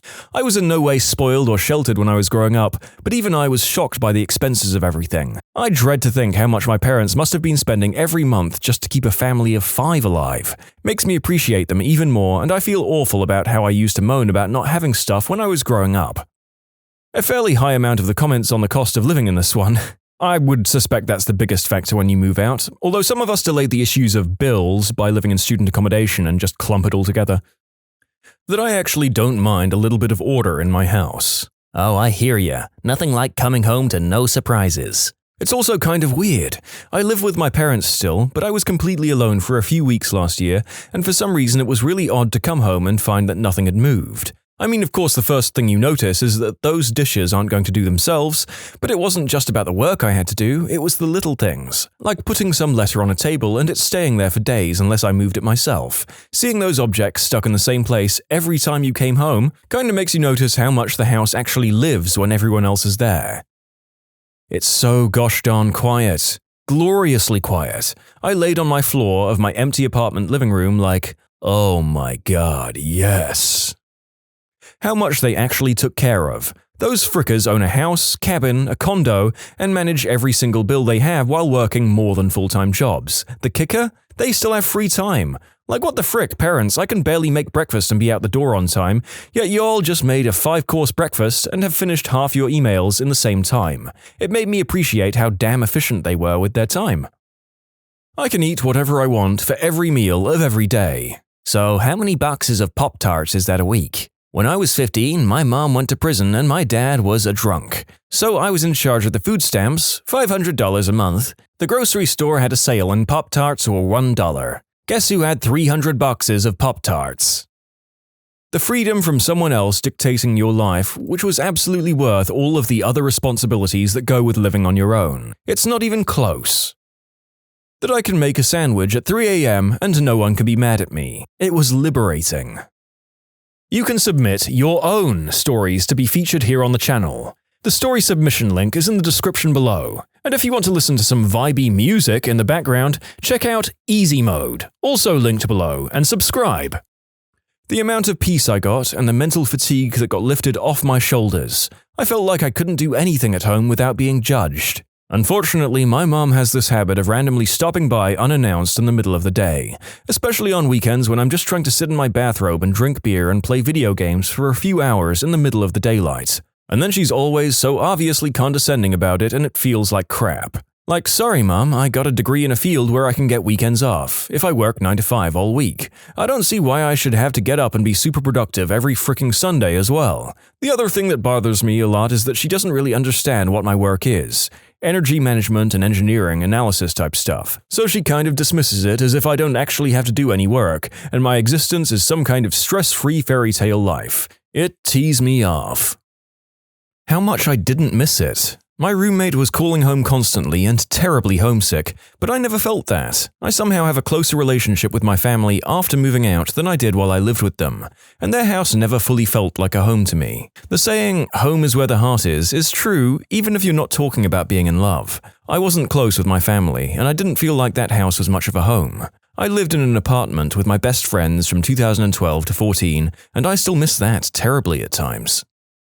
I don't really need to eat. Who would bother? What is dinner? Living on my own made me really wish eating was optional.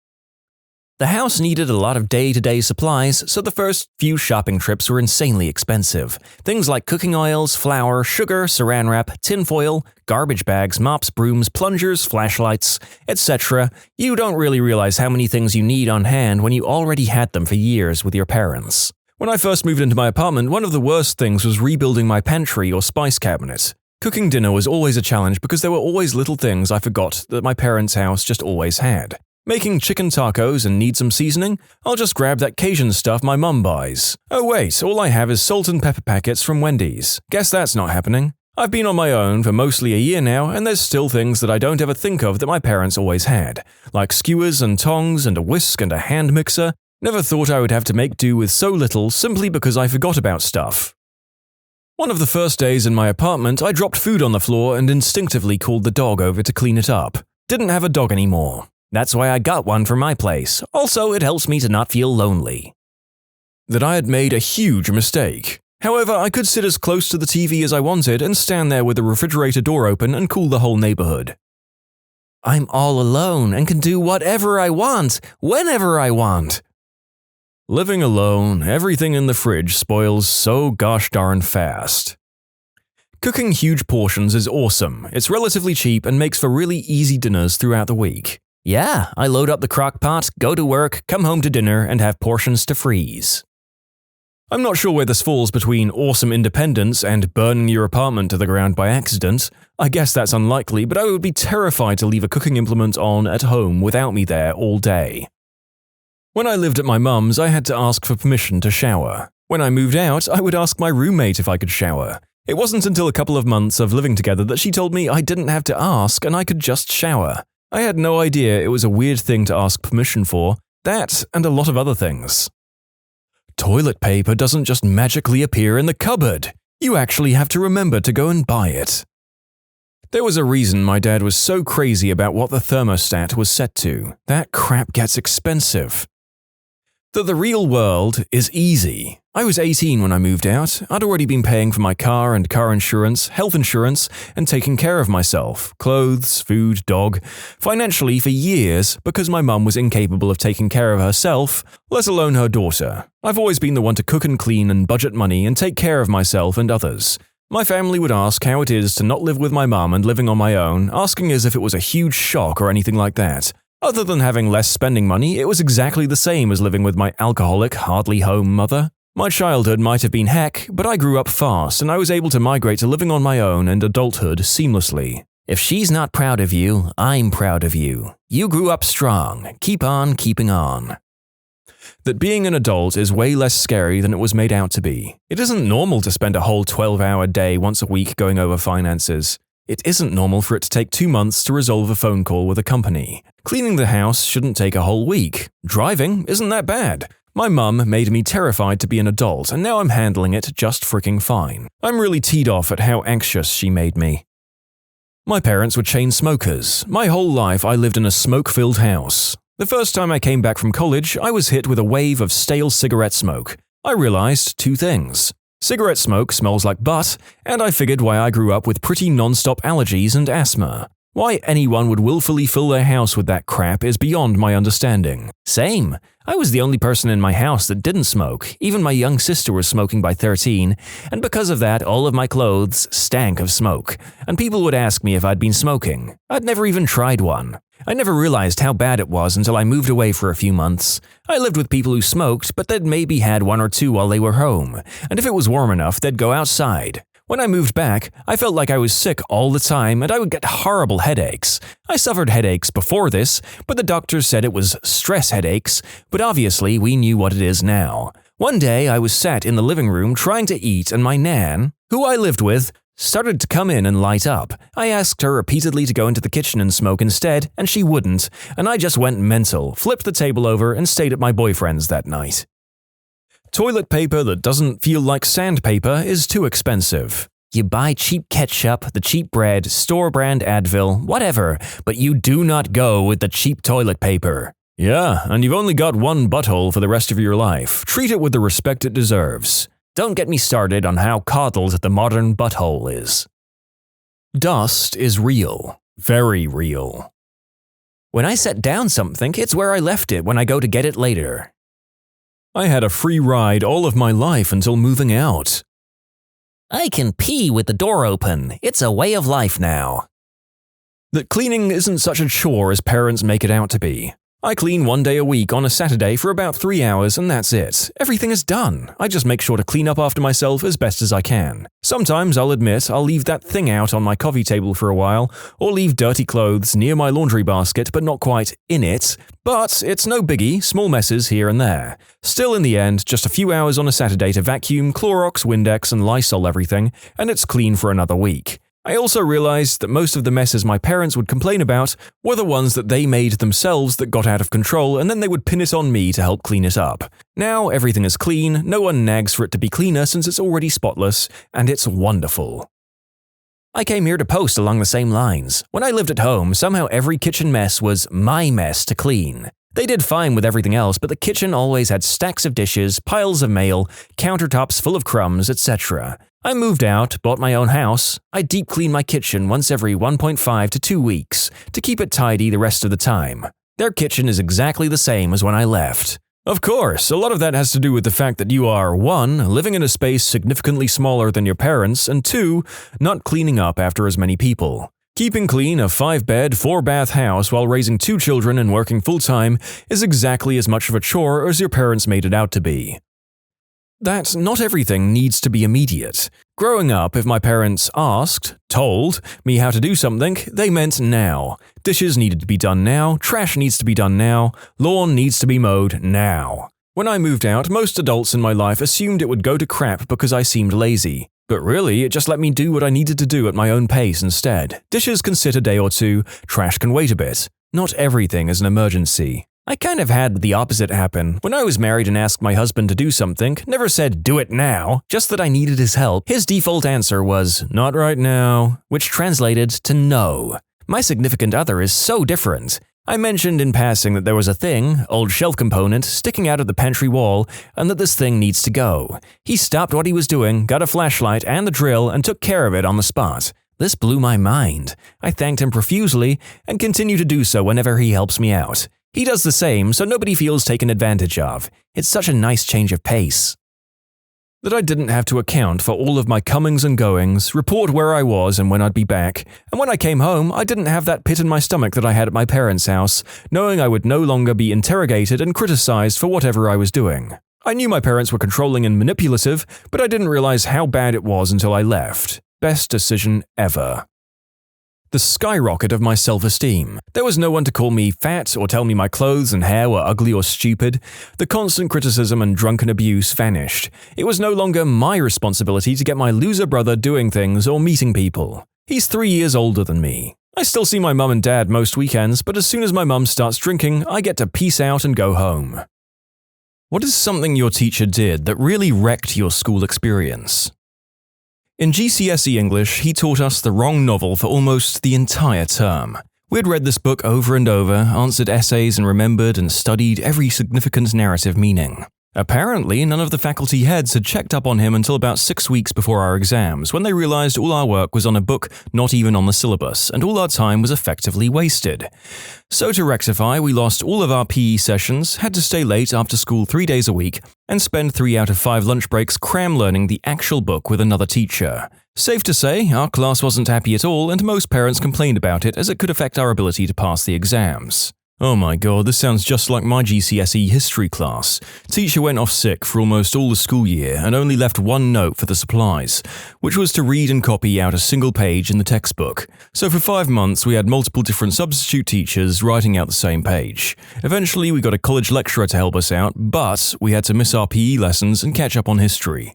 And we had to come into school during the summer holidays to be taught by private tutors. We pretty much all failed. Head teacher of my high school tried to expel me for having an epileptic seizure in front of him, said I was a danger and a distraction to other pupils and was disrupting his school. I ended up being kept out of school for 2 months while my parents fought my case. In that time, almost all of the rest of the teaching staff, who were furious with this decision, kept me supplied with work and even one-to-one tutoring when needed. This was in a rural area where the next nearest school was 40 miles away, so we had no other school choice. Happy ending, I finished the year with the top grades in my exams. The head teacher had to present me with a prize in front of the whole school. While he was shaking my hand and saying a very forced, "Well done," I replied, "No thanks to you." The applause etc. covered it, so no one else heard me, but he for sure did. My brother was finding his balance of medication while in high school and would have a seizure every so often in class. That by itself is embarrassing. Why the heck would somebody make it that much more difficult for you? I'm sorry, friend. People suck. I can't believe that someone who runs a school and is presumably regularly attending programs to update his skill set and hears about current events in education could react so crappily to the existence of a student with a somewhat common condition. Appalling. 40-degree weather, Celsius, in outback Australia, and she wouldn't turn the aircon on in class, even though it worked. Her reason was that when she was young, she didn't have aircon, and she survived. Yeah, nah, all the students hated her. Mine was the reverse. Middle of winter, up in the Blue Mountains, B-word wouldn't even turn the heater on in the mornings because she grew up without heated classrooms, and it's like, yeah, but you guys were also allowed to wear giant frickin' coats, weren't you? Where didn't they have heated classrooms? There's a schoolhouse by me built in the 1850s, and they have a wood stove in the front. At university, my professor didn't tell us the time of our examination, despite numerous emails from 20-odd students as well as the head professor of the course. This exam could have been any time from 9 a.m. to 5 p.m., and I lived 90 minutes from campus, and I relied on crap public transport to get into uni. It got to 9 p.m. the day before the exam, no one knew when the exam would be, and if we missed it, we would fail the whole module. So I took the train to the city where my uni is, booked a cheap, crappy hotel room for the night just to make sure I was there on time. We all took the exam at 12 p.m. after getting an email an hour before the exam was being held, so I wouldn't have made it in time if I'd stayed at home. Worst part was that no one cared, not the professor, the course lead, or the head of our school. They just left 30 students in the lurch, allowing them to potentially fail the exam and therefore the module. In my second semester of my first year of law school, everyone in my class, 80+ people, had to take a research class. This class was taught by 4 different law librarians but followed the same syllabus. It was also worth 1 credit. These librarians ran the class as if it was 3 credits. We had to read, conduct legal research, write 2 memos throughout the semester when we had 5 other classes, all within the 2 to 4 credit range. Plus 1 specific class that was notoriously difficult. Anyway, halfway through the semester, my class gets teed off at the workload to credit ratio, and someone starts a petition to reduce the number of assignments and or change the grading for the class from a letter grade to a pass or fail. Almost the entire class signs, there are a few holdouts. The student who started the petition delivers it to the librarians. The librarians remove 1 or 2 assignments, but otherwise disregard the petition. Those who signed all awkwardly suffered through the rest of the semester. It's so annoying to only get 1 credit for a big class. Once a teacher said about a 1-credit class, "Actually, this class should have more credits, but there weren't any left when dividing the credits." It also happens that classes are 0 credits and you're still scheduled to pass them. It's weird how the credits are divided. A study year is worth 60 credits, then the credits are just divided somehow over all the classes no matter how many classes and how much workload there is. The weirdest thing that happened was when my major shared a common subject with a different major. We had different but overlapping majors. This was one of the overlapping subjects. Because the other majors had less subjects total, this subject was worth more credits to them than my major, because we all had to get 60 credits in a year, no matter the amount of subjects and the workload.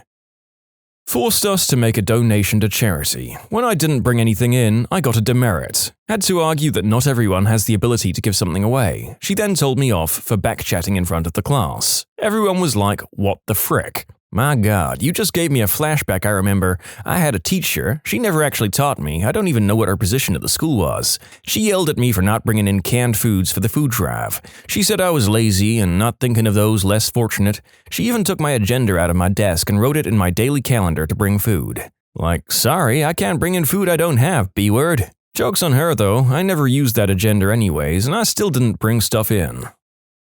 My work sent me on a 3-day advanced Adobe Illustrator course last April in London. Just before the exam, the tutor said, "Oh, by the way, there may be a few questions on this exam that we haven't talked about. Just do your best." What the actual frick, my work's just paid £1,000 for this. His response was that he can't be expected to teach everything. There was about 6 students in the class and we were all pretty teed off. Can't be expected to teach everything. Yes, he is. It's his job.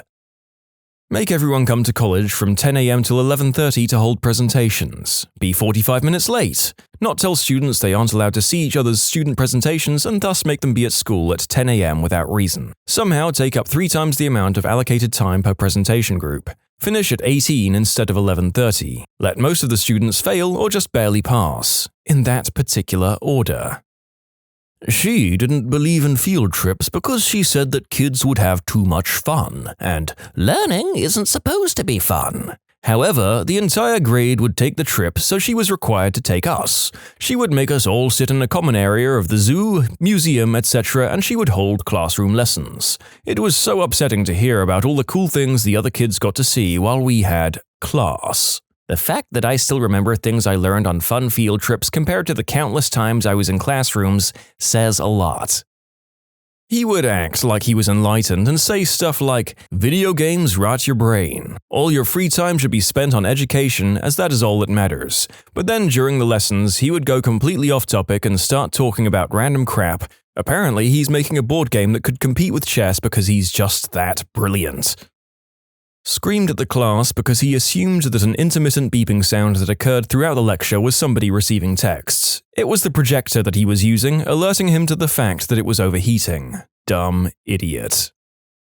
That's almost as good as the time a substitute tried to confiscate a student's phone when it beeped. It was a diabetes monitor attached to the student's body. My friend with an insulin pump was sent to the office by the security guard because she refused to take off her pager. Cell phones weren't really a thing until my senior year or so. He called her a liar when she said it was a medical device. Principal was pretty unhappy with that one.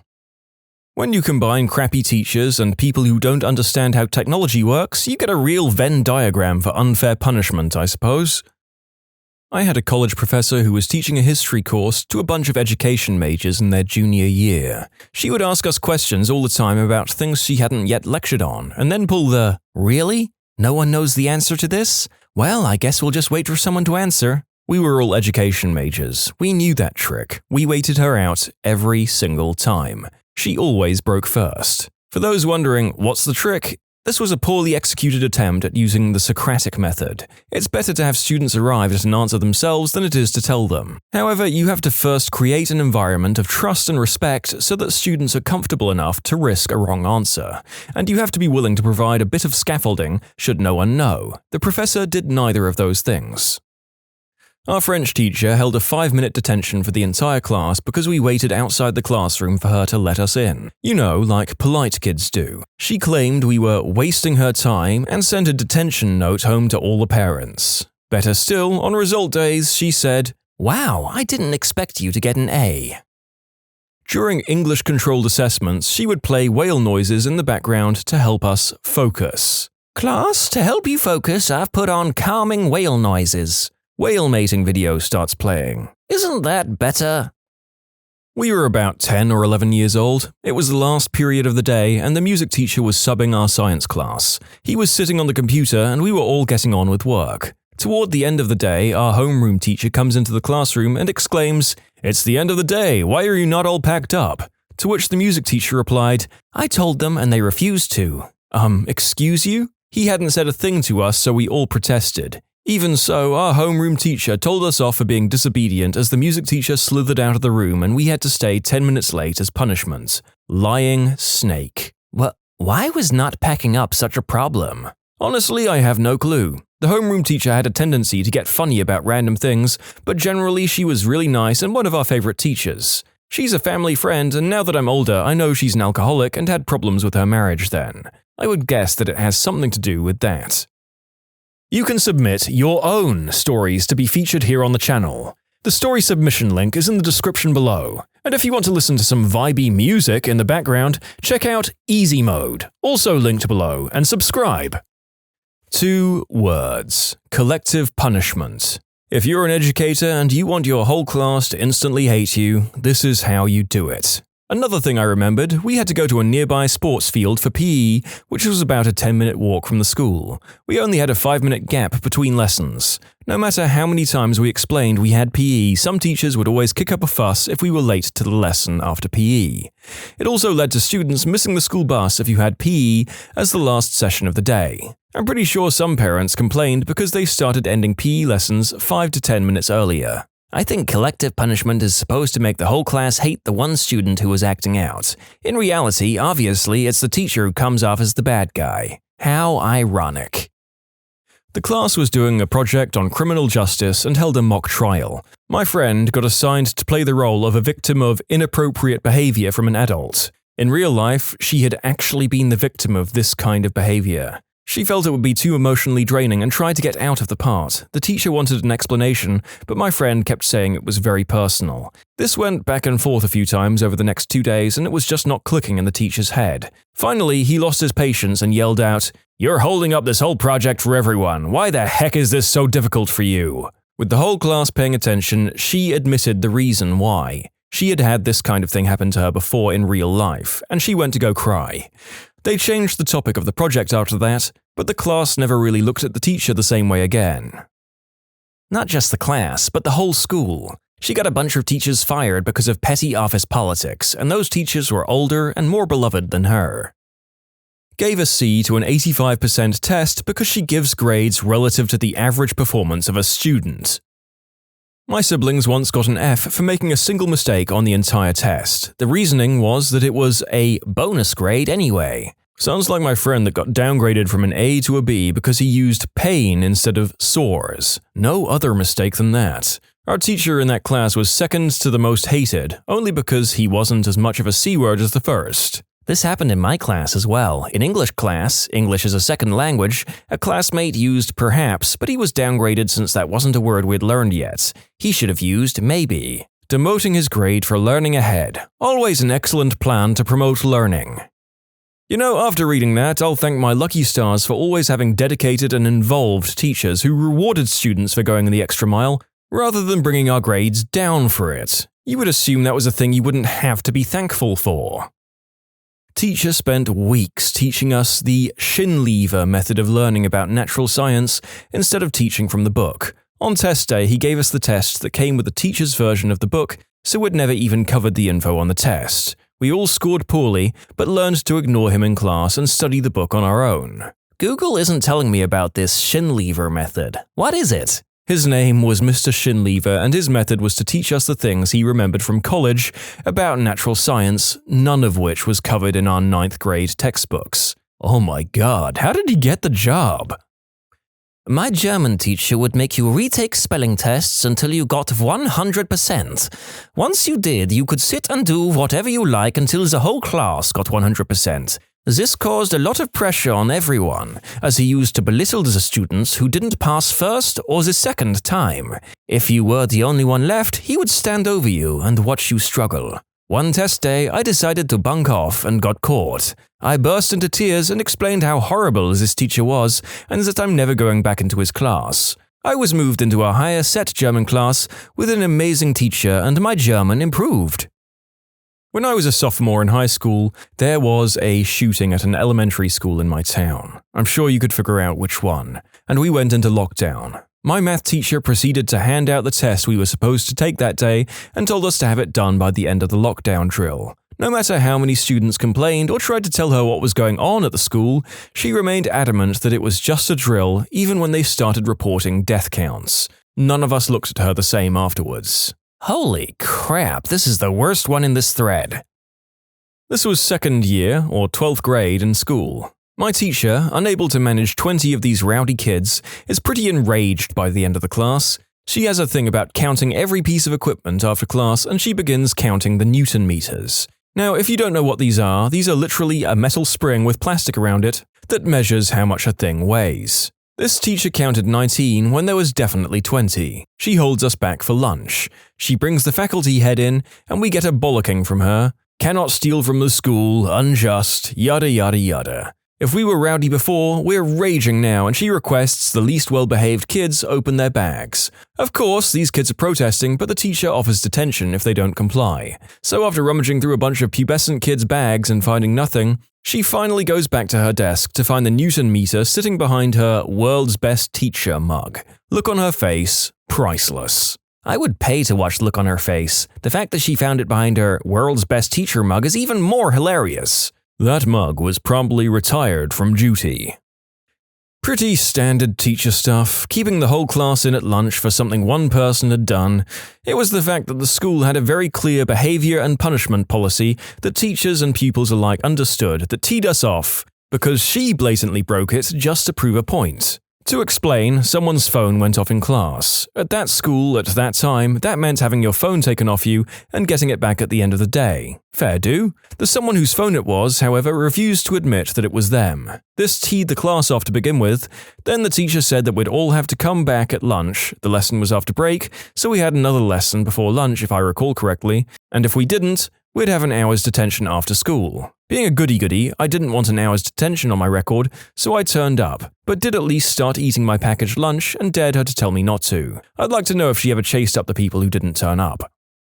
This maths teacher had a reputation for being a real brute and gave a lot of spontaneous tests. He played up one specific revision test, which was right before midterm or final I think, as being a really big deal where the result would reflect whether you have any potential in the subject and the usual dramatic spiel. After we did them, he went on holiday and took the tests with him to correct. Mother fricker forgot to bring them back and nobody ever got their result. Another bonus, this same teacher had a double period before a double period of gym, and sometimes 10 minutes before the bell goes, he'd just say, "We haven't covered enough, so instead of gym, you'll just have to do double maths now."